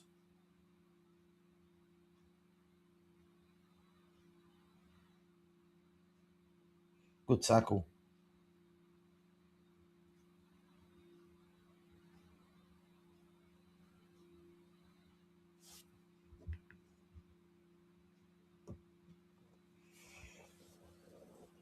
Yeah, guys, Arsenal 3-0. Martinelli's got the third one. I'll tell you now, Martinelli scored goals in this Champions League, though. He has got goals in his Champions League, but again, there's nothing really to take away from these games because round of 16 is where you're going to see what really goes on. You know, because that's the crucial one. All these group games, it's good playing. It's good seeing these games early on. The Man Cities, the Real Madrids, the Barca, PSGs, but the games that are going to matter is when, as I say, it's the round of 16s, the quarterfinals, where it's two legs, and this is where you're going to see what teams on what. So yeah,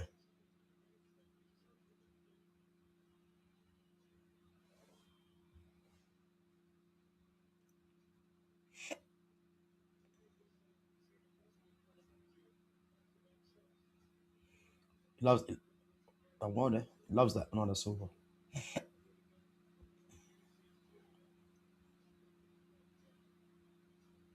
No, no. This game today's the is match day six. Today's match day six.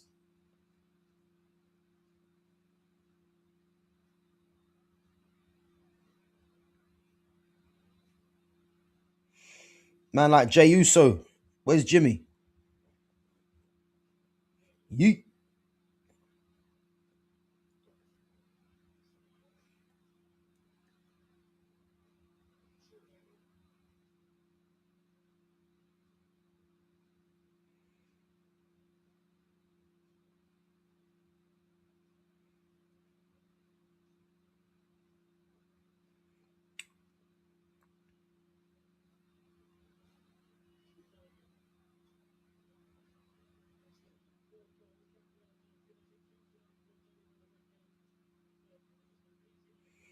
Wait, you watched bro, WWE? I've been watching WWE when it was called WWF.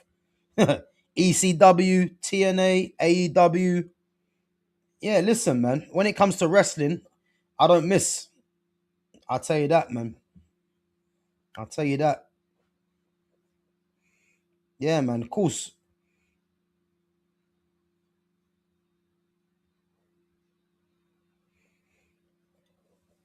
Jey Uso, let me ask you one question, yeah?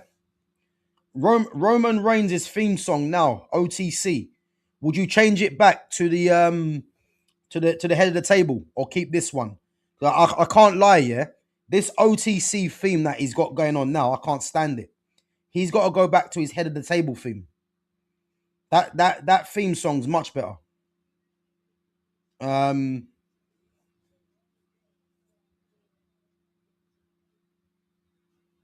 Gav, you definitely need to do more wrestling content.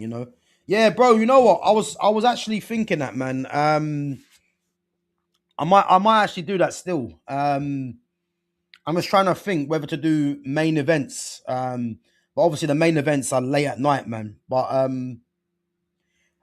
again, if you guys want to jump on a stream, man, to talk wrestling, then we can hook it up, man. We can hook it up.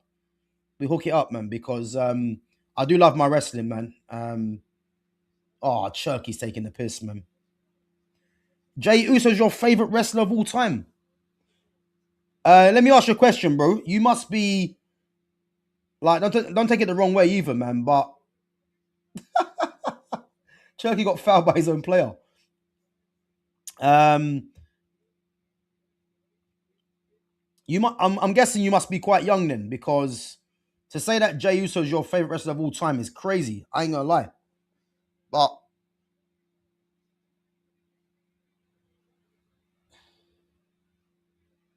yeah, it's hard to say Jey Uso's a great man. I think him and his brother Jimmy, they're the greatest, probably one of the greatest tag teams of all time right now, along with Team 3D, the Dudleys. But to say that he's your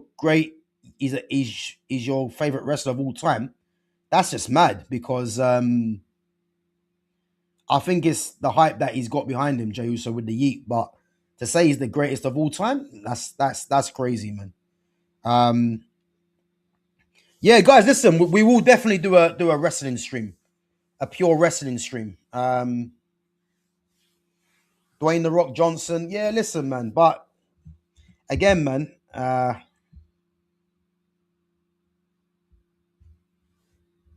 now listen, if you haven't seen Raw lately, yeah, Jey Uso's gone back with Jimmy Uso back to being a tag team now. Which, to be honest with you, yeah, I kind of prefer them as a tag team, not as a not as individual. Um, I know he won the title and that, but I think them two together as a tag team, it's more interesting. I liked it when they were part of Roman Reigns' stable, the head of the tables, the Bloodline. When you had the Usos, you had Roman Reigns. Obviously, then Solo came into it and Sami Zayn. You know what I mean? But yeah, listen, man. To say that Jey Uso is your favorite of all time, that's kind of shocked me, man. I ain't gonna lie. It's kind of shocked me. But guys, yeah, 100%. Yeah, we're gonna definitely do a wrestling stream. So yeah, if you guys wanna jump on the stream and we just talk pure wrestling, then I'll organize that one time. Yeah, big up Fitz, man. I'll definitely get you involved, man. And guys, if there's anyone else on the that's coming today, and you want to jump on a stream talk about wrestling, then I'll hook it up one time. Maybe sometime next week. I'll hook it up. Cause yeah, man, there's loads of wrestling that I want to talk. Obviously, John Cena's last match on Saturday, main event against Gunter. Oh, hey, Doc is through now. What's he gonna do? He don't. Oh, good save. 1-0 Juventus. I've even got Yeet shirts and his Yeet glasses and even a Yeet Jey Uso towel, even a Jey Uso. Bro, what are you doing it? Bro, how old are you, man? Let us know how old you are, man, because that's kind of concerning. I ain't gonna lie. I hope you're not a grown man, Seriously.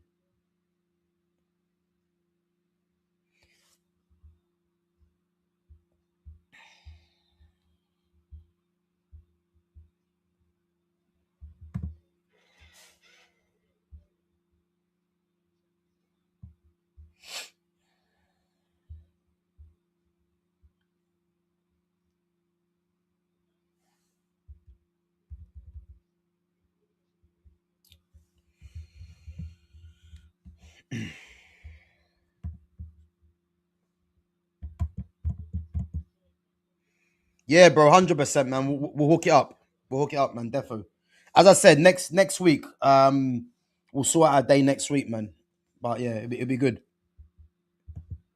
Because again, I got some wrestlers that I want to ask you guys about as well, man. Um, yeah, Weston McKennie scored. Yeah, that's it.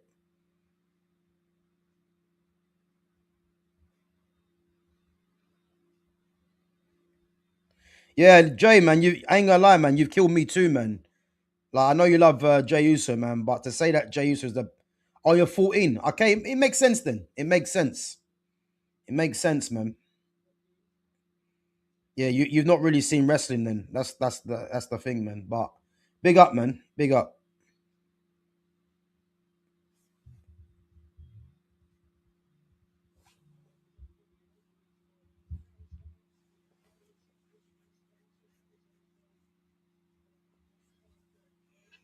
on a stream. Mm.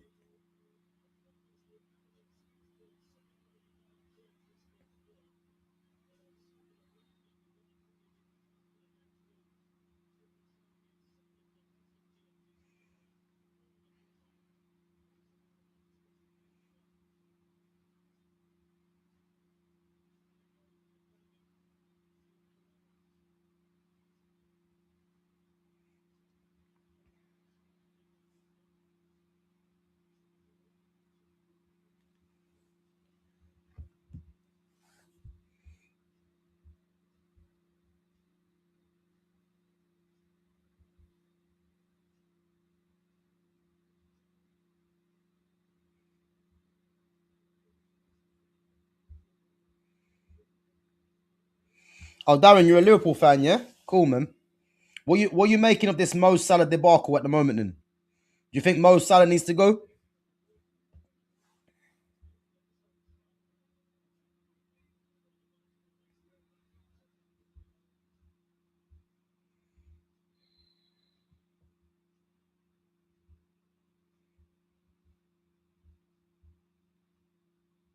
You think he's got to stay? Yeah. To do what?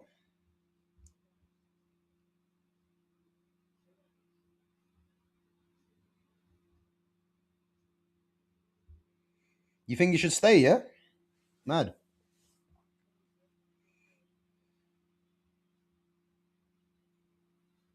Thing is now though, what Mo Salah's done, yeah, Mo Salah's put himself under pressure now though, because Mo Salah's put himself under pressure because if he does somehow come back into the team, yeah, he's gonna be under pressure to perform, and and as soon as he doesn't put in the performance, pressure's gonna go back onto him because of the outburst. Drew Bennon's been poor tonight, man. He's been poor. Drew Bennon's been poor yet again. He's just fouling, man. Running around doing cardio, just fouling, man. That's all he does. He's shit. I ain't gonna have no one tell me Drew Benham's a top player, man. No one.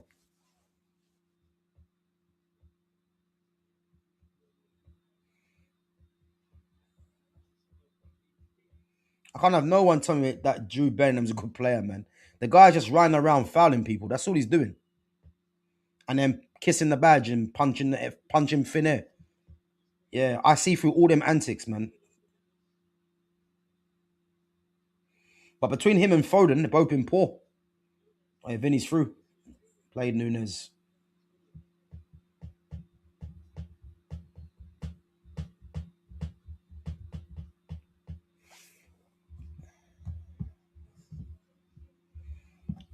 Brahim Diaz coming on. How was that? Brahim Diaz against his old club. Was in the same U team as Phil Foden.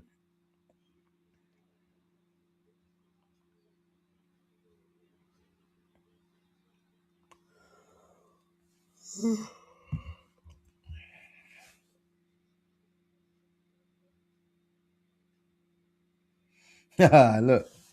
Yeah, there we go, man. Stone Cold Rock, Bret Hart, Owen Hart, Hart Foundation. Listen, yeah, Fraser, man, you ain't seen night, man. If you're thinking Jey Uso is the best, then yeah, man. Sorry to say, bro, but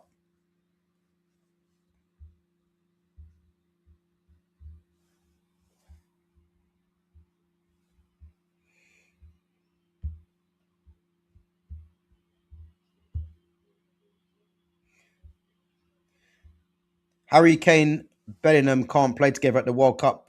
Yeah, listen, you guys already. A lot of you will know my thoughts on Jude Bellingham anyway. If Thomas Tuchel takes Jude Bellingham, then put it this way, yeah. Jude Bellingham might go to the World Cup because of pressure from the media, yeah. But if Thomas Tuchel has anything about him, yeah, he doesn't bring Bellingham because Bellingham's not going to bring nothing to this team. He's not. Because as I keep saying, England play with a 4-2-3-1. Bellingham cannot play as a deepest line midfielder along with Declan Rice or Elliot Anderson, whoever's going to play in there, because Bellingham is not disciplined enough. So the only place you could play him in that system is further advanced as a number 10. The fact that we have to watch Jude Bellingham with number 10 on his back and the fact that he's not a number 10 is all the reason why he shouldn't be going in the first place, because the players that will be playing in that number 10 that he's vying with are all better than him. Morgan Rogers, Gibbs White, Cole Palmer, Foden, Eze, they're all better as number 10s than Jude Bellingham. And again, Jude Bellingham is not a number 10. He's a box-to-box 8. But the thing is with England, England play with two sitting midfielders. And one of them is going to be Declan Rice. And the other one right now is Elliot Anderson. So that's why Bellingham has to play further forward. But again, you don't play him there because you've got better options. So again, this is going to be something that Tuchel's going to have to think about, because yeah, it's going to be mad. But before the World Cup starts, I'm going to go through all the teams, the potential squads, and that. Obviously, that it's got a long way to go now. But you know what? I see something yesterday on France's team, yeah, and there's players that might not even get picked by France, and it just shows you the amount of strength and depth that France have. Because the list that I see the other day, I couldn't believe the amount of quality that France have that might not even go. So as I said, yeah, you can't play Kane and Benham together because Harry Kane wants to drop in and play in the 10 and spray balls. Jude Benham, even though he is a willing runner, yeah, but it's one of them things where it's one of them things where like his box crashing ain't gonna work. You know what I mean? If you got Harry Kane that just stays further forward and you get a number 10 in there that can do a similar thing to Harry Kane, but run with the ball as well, then it's better. But I'll tell you this now. I'm looking very closely at Thomas Tuchel because I do believe Bellingham goes to the World Cup because as I said, media pressure, fanfare is going to mean that he does go. Yeah. But Thomas Tuchel has to make a statement and not start him because there's better options there. It's as simple as that. Yeah, Newcastle 2-1. Lewis Miley, man. Player that come through the youth as well.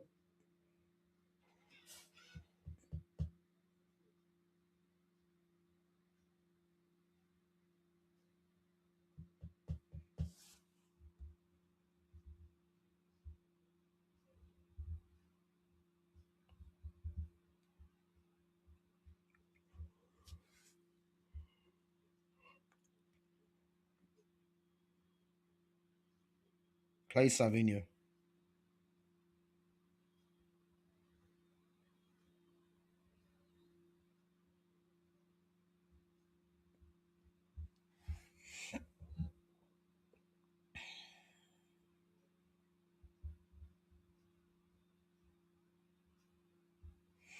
So did you fix your hairline? Um no, I think your wife said it's fine. So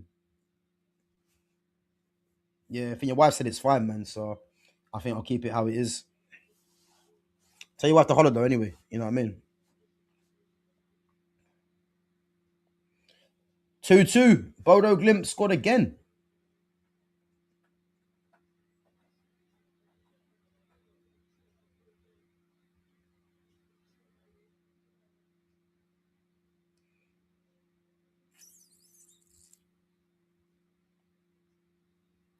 I have three wives. Which one?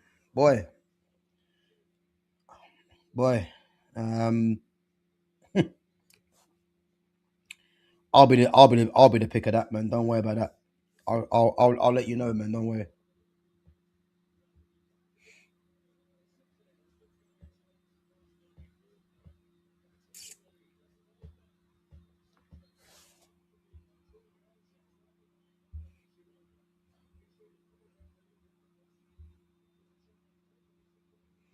What's wrong with this? It's mad.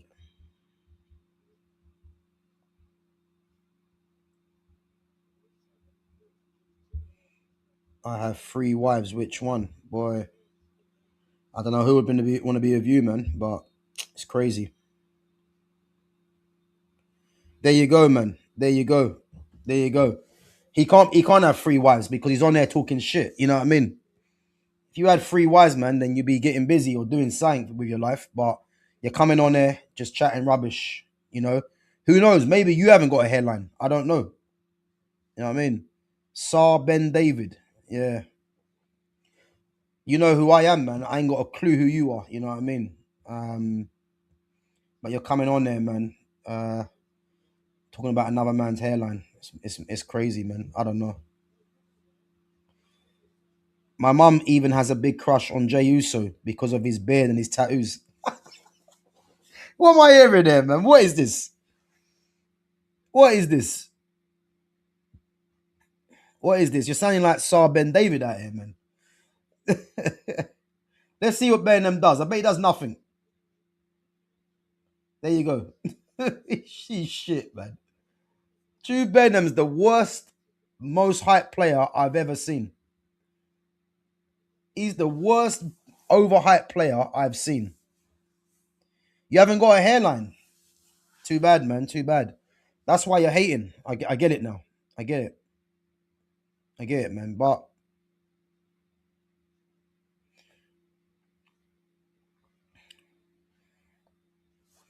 do you love women's football? Do you know what? Yeah, I'll be honest with you.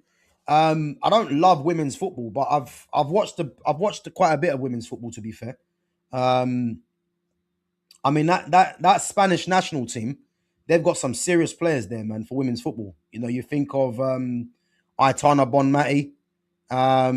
Yeah, big up to Sar Ben David, man. You're coming with the hate, but you've turned it around, man, and you've given some respect, man.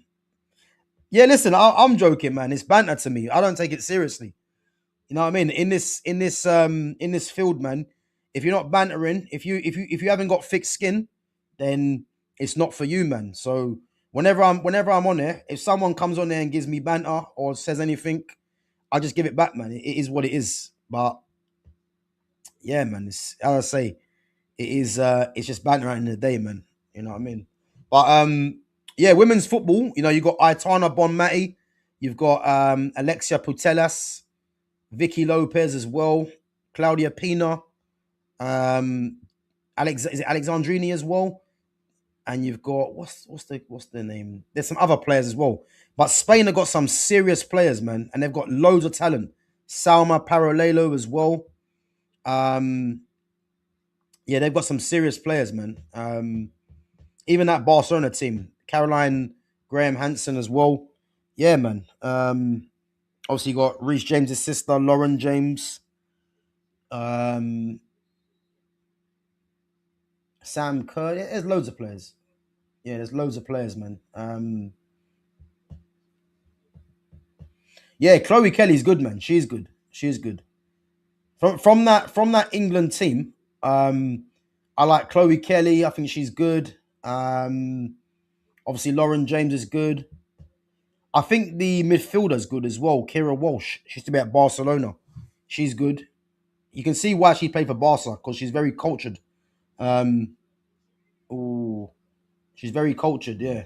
Um, who else is there, man? I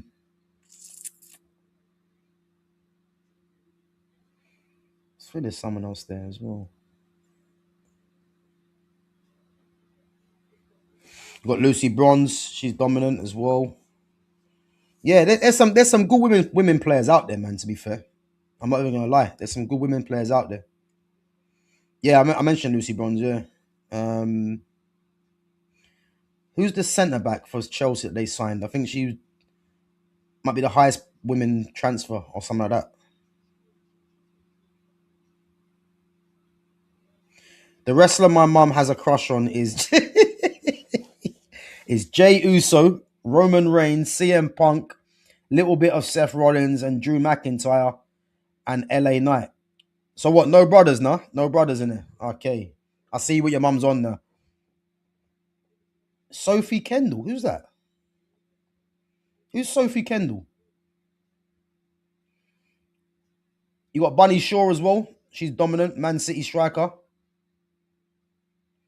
Um, yeah, your mum's going for a mad roster there, boy. That's what? 2, 4, 6. What about Sophia Kendall? What about Kofi Kingston and Xavier Woods? Or is it a certain demographic she's going for? My mum doesn't like Jimmy because she only likes men with hair on chest and beards that are small. Jimmy's beard is too big. Mum's booked a battle royal. You're killing me. You're killing me. You're killing me, man.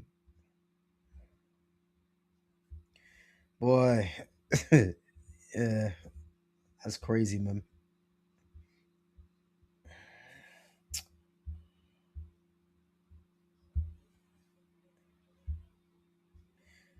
Guys, 10 minutes left, man. 10 minutes left. Real Madrid are pushing. Hendricks come on as well, you know. Her type is wrestlers with dark hair, and my mum and me are white Scottish people. Okay. What about the War Raiders, nah? The war the War Raiders.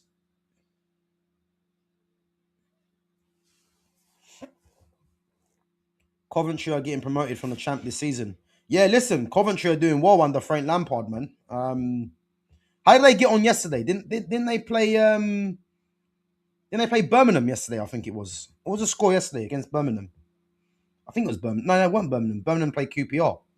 Um, Coventry played Preston. How did they get on yesterday? They got Haji Wright, man. Haji Wright's one of the best players in that league. He's a problem, Haji Wright.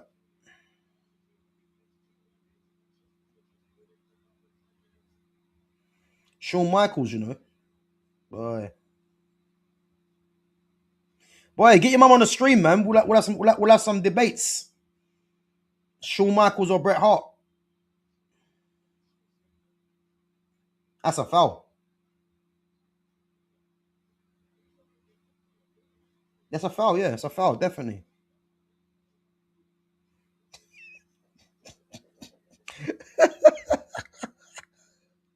She's sleeping. Boy, okay.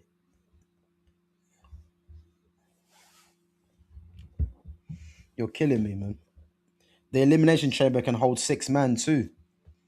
Boy, she can be the ref. You know what I mean? Just get all those 6 that she has a crush on. She can be the ref, man. She'll be in her element. I'm telling you. She'll be in her element.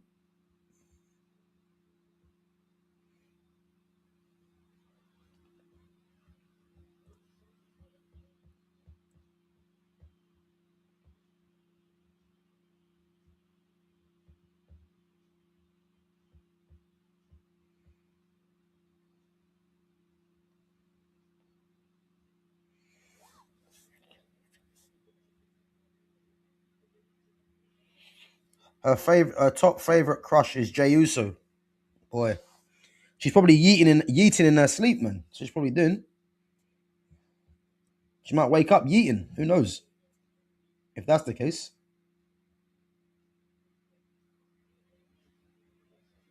Are you doing a live after this watch along? Um, I didn't plan to. I didn't plan to, man.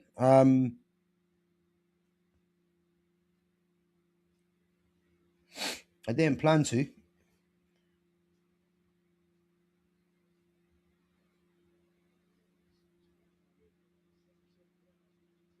Jey Uso is the corniest superstar, not gonna lie. To be fair, it's actually quite mad how he's kind of how he's this popular.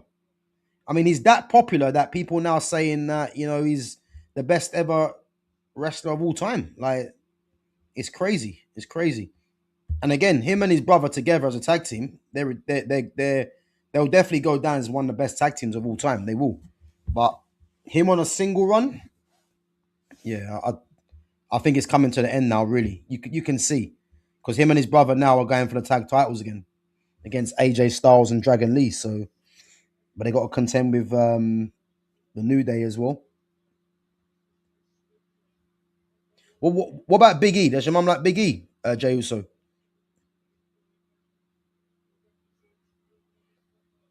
Yeah, 100%, Kaya. 100%, man. They need to Savinho done it again. He messed it up. You know what it is, yeah? I would love to see the bloodline come back together, man, with Roman Reigns, the Usos, um,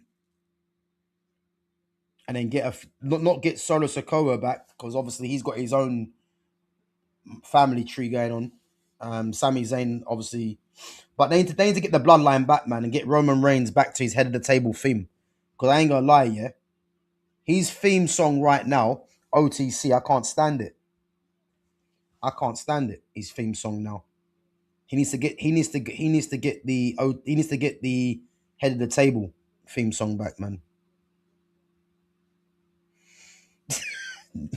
Boy, nah, bro, man. Nah, listen. If she's got all them men on the go, man, it's gonna be difficult for me, man. I ain't gonna lie, man. Hey, 2-2, Grimaldo again.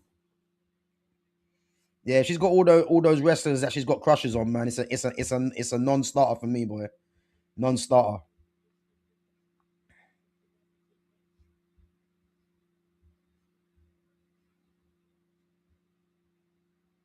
What's War Dance? What's that? War Dance, what's that? 6 minutes, well, 5 minutes left plus stoppage time.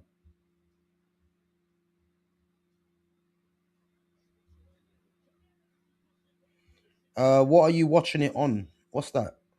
Darren, what do you mean? What am I watching it on? What do you mean? What am I watching what on?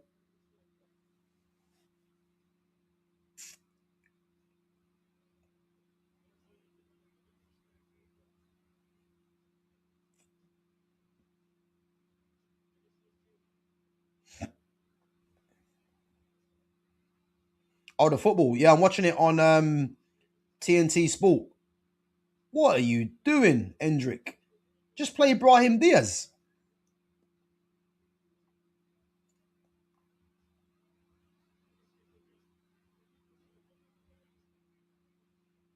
Benham's first touch, man, is a slide tackle. He's shit.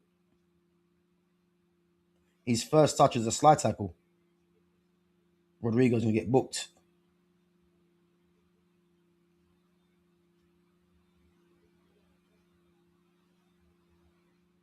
Rodrigo looks different, you know. He looks like he's put on weight, man.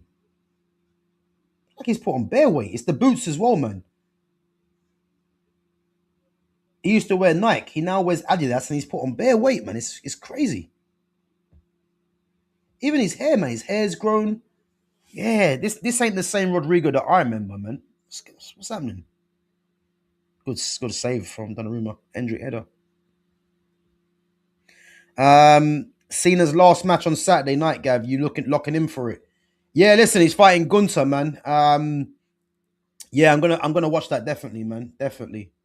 Um, but again, man, you got CM Punk and what's his name, Ron Breaker. It's crazy at the moment, man, because even like Roman Reigns, he's not even on Raw or SmackDown too tough no more at the moment. It's crazy what's going on at the moment. But you got the Vision, man. Seth Rollins is gonna be back. You know what they should do, yeah? They should do. I don't know. I don't think they're gonna do it, yeah. But they need to get Roman Reigns and Seth Rollins back together again. You know what I mean? Whether they do like a little shield, mini shield or something, I don't know. But the vision with Bron Breaker, Bronson Reed, um, you got Logan Paul obviously in there now as well. And then obviously the mystery man that's doing the stomp. As I said, I think it's Austin Theory, you know. But they gotta get some sort of team together, man, to go against them. Because they're running a mock at the moment. You know, LA Knight's just getting LA Knight got destroyed on Monday night the other day, man. Crazy.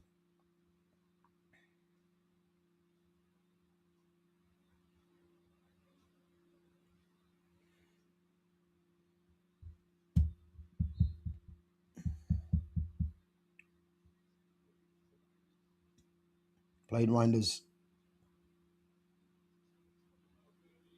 Corner.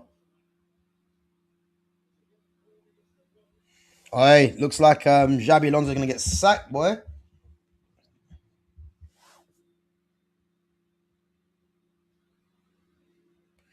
Roman has been on that Brock type schedule for a while since he announced his leukemia. Yeah, I remember that, man. I remember that. That was crazy, man. That was crazy when that happened.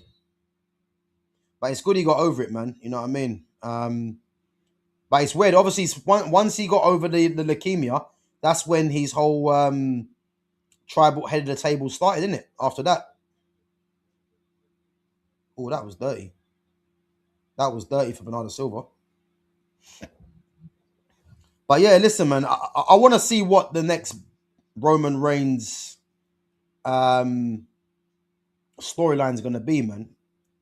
But he definitely needs to ditch this song, man. This song is pissing me off, man. The head of the table was much better, not this OTC nonsense.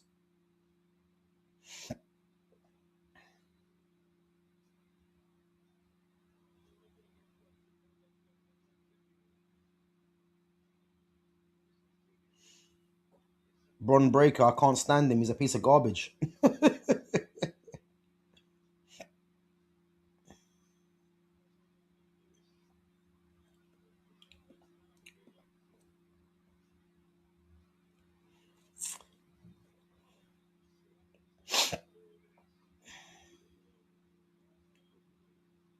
Guys, 4 minute stoppage time. Xabi Alonso has 4 minutes to save his job, but even a draw, man, I think he's done.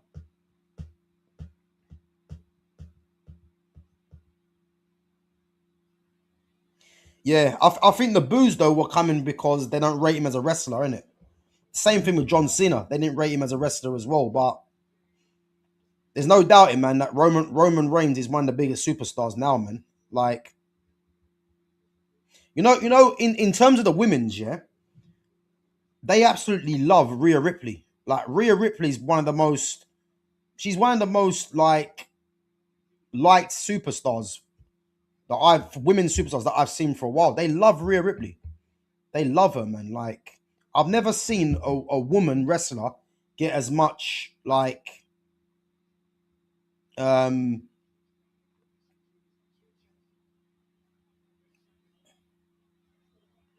yeah, I've never seen oh unlucky.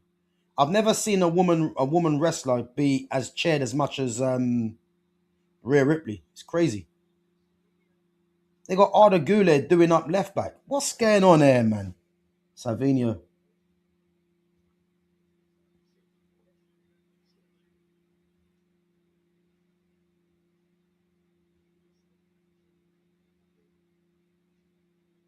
Yeah, I know that, man. Yeah, China.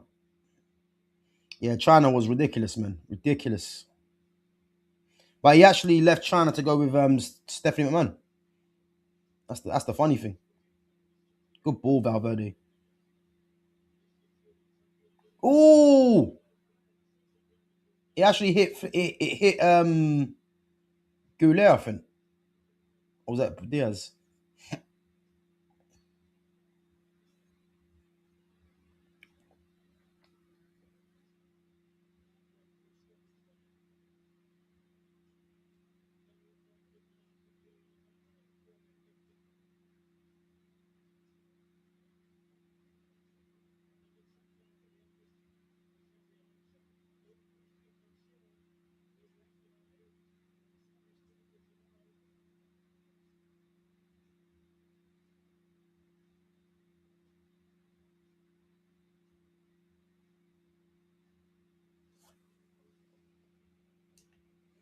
Boy, last chance looks like.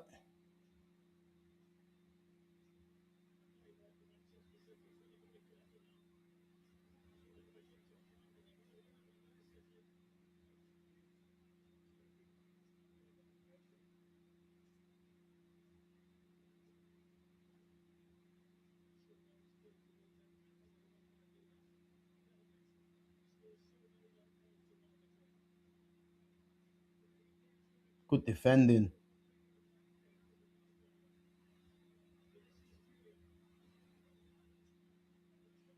Game over.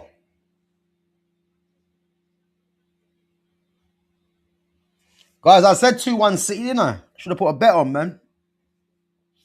I said 2-1 City.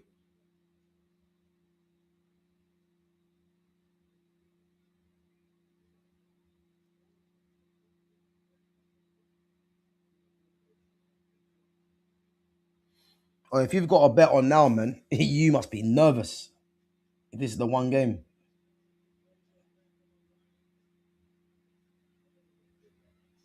Yep. I said City win.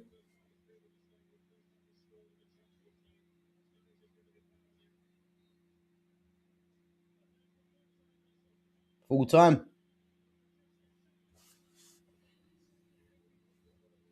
There you have it, guys. 2-1 Manchester City. You know, I called it right, man. I could just see that City were going to win this game, man, because pressure was on Xabi Alonso. And there you have it, man. No, I didn't even bet, man. I didn't bet it. But I said before the game, City will win 2-1.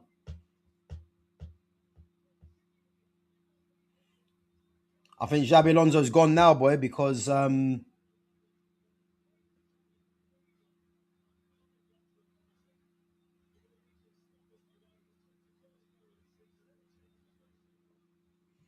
City in good form at the moment, boy. Doing well. They got Palace on the weekend. That'll be a tough game. Palace are in fourth.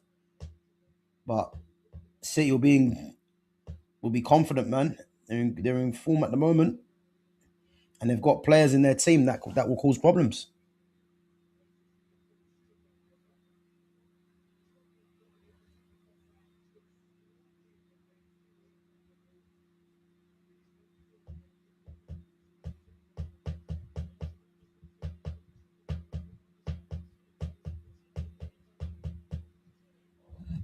Boy, 2-1, man. Crazy.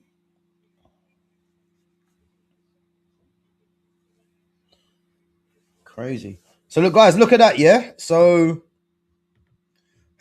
I know Arsenal fans will be going mad, yeah, but Champions League at the moment. So you've got Arsenal are top, 18 points from 6 games. So they've won every game, literally. Yeah. Bayern Munich, 15 points from 6 games. PSG, 13 points from 6. City are fourth, 13. Atalanta are fifth on 13. Inter on 12. Real Madrid are on 12. Atletico Madrid are on 12. Liverpool are on 12. Dortmund 11. Tottenham 11. Newcastle, Chelsea, Sporting Lisbon, Barcelona on 10. Marseille are on 9. Juve are on 9. Galatasaray are on 9. It's crazy, isn't it? I didn't realize it was. Didn't realize Barcelona in 15th. Is that right? Didn't know they were in 15th. So that game against Eintracht Frankfurt yesterday was crucial that they actually won it. So they can get 16 points with the next 2 wins. So yeah, man, it's looking crazy. But again, it means nothing because it just means getting through to the next round and then cementing yourself there, really. But Napoli are 23rd.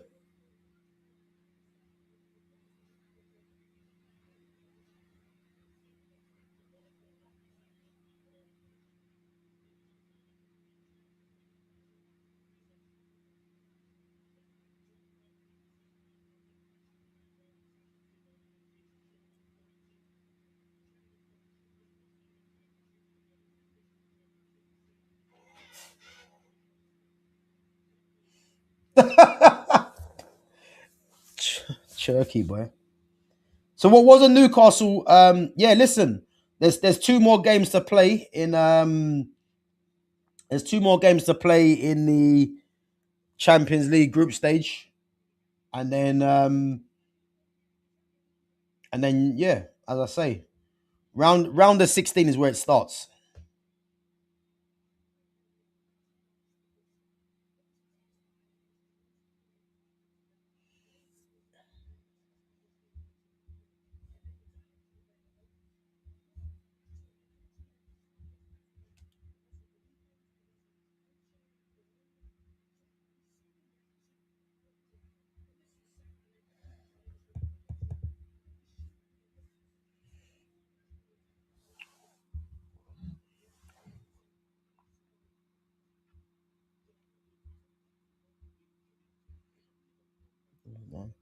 But guys, listen up. Big up yourselves for coming on each and every time.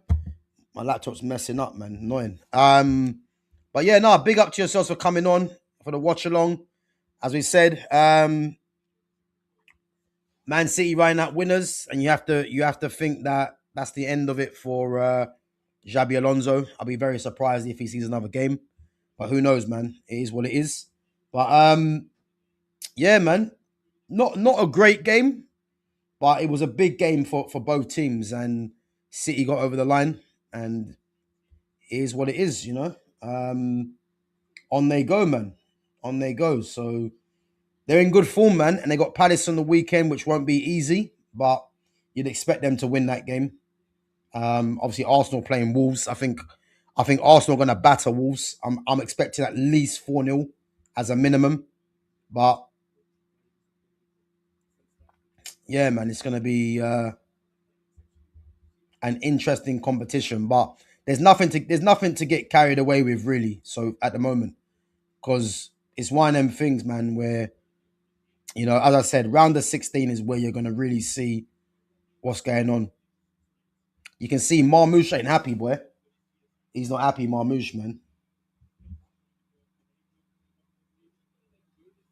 He's looking happy now, but he won't. Um, Alonso to Liverpool confirmed in Jan. Imagine that. Imagine that. Imagine if Slot goes to Real Madrid and Alonso goes to Liverpool. A little swap around. I can't see it happening, but who knows, man? Who knows? But guys, big up yourselves each and every time for coming through.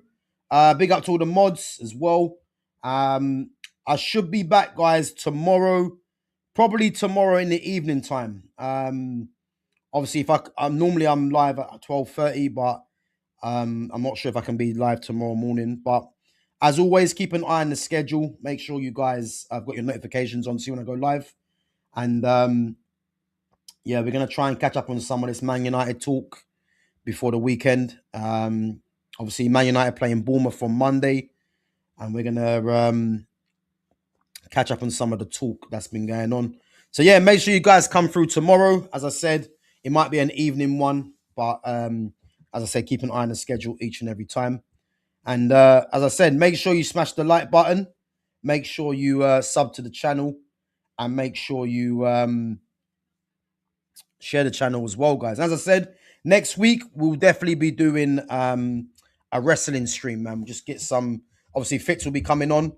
And again, if you're a wrestling fan and you want to come on stream and discuss some wrestling talk, by all means, let me know. And again, I can send you guys the link for the channel. But yeah, big up yourselves each and every time. Smash the like button, sub to the channel, share the channel. And yeah, I'm going to catch you guys in a bit. Take it easy. Big up.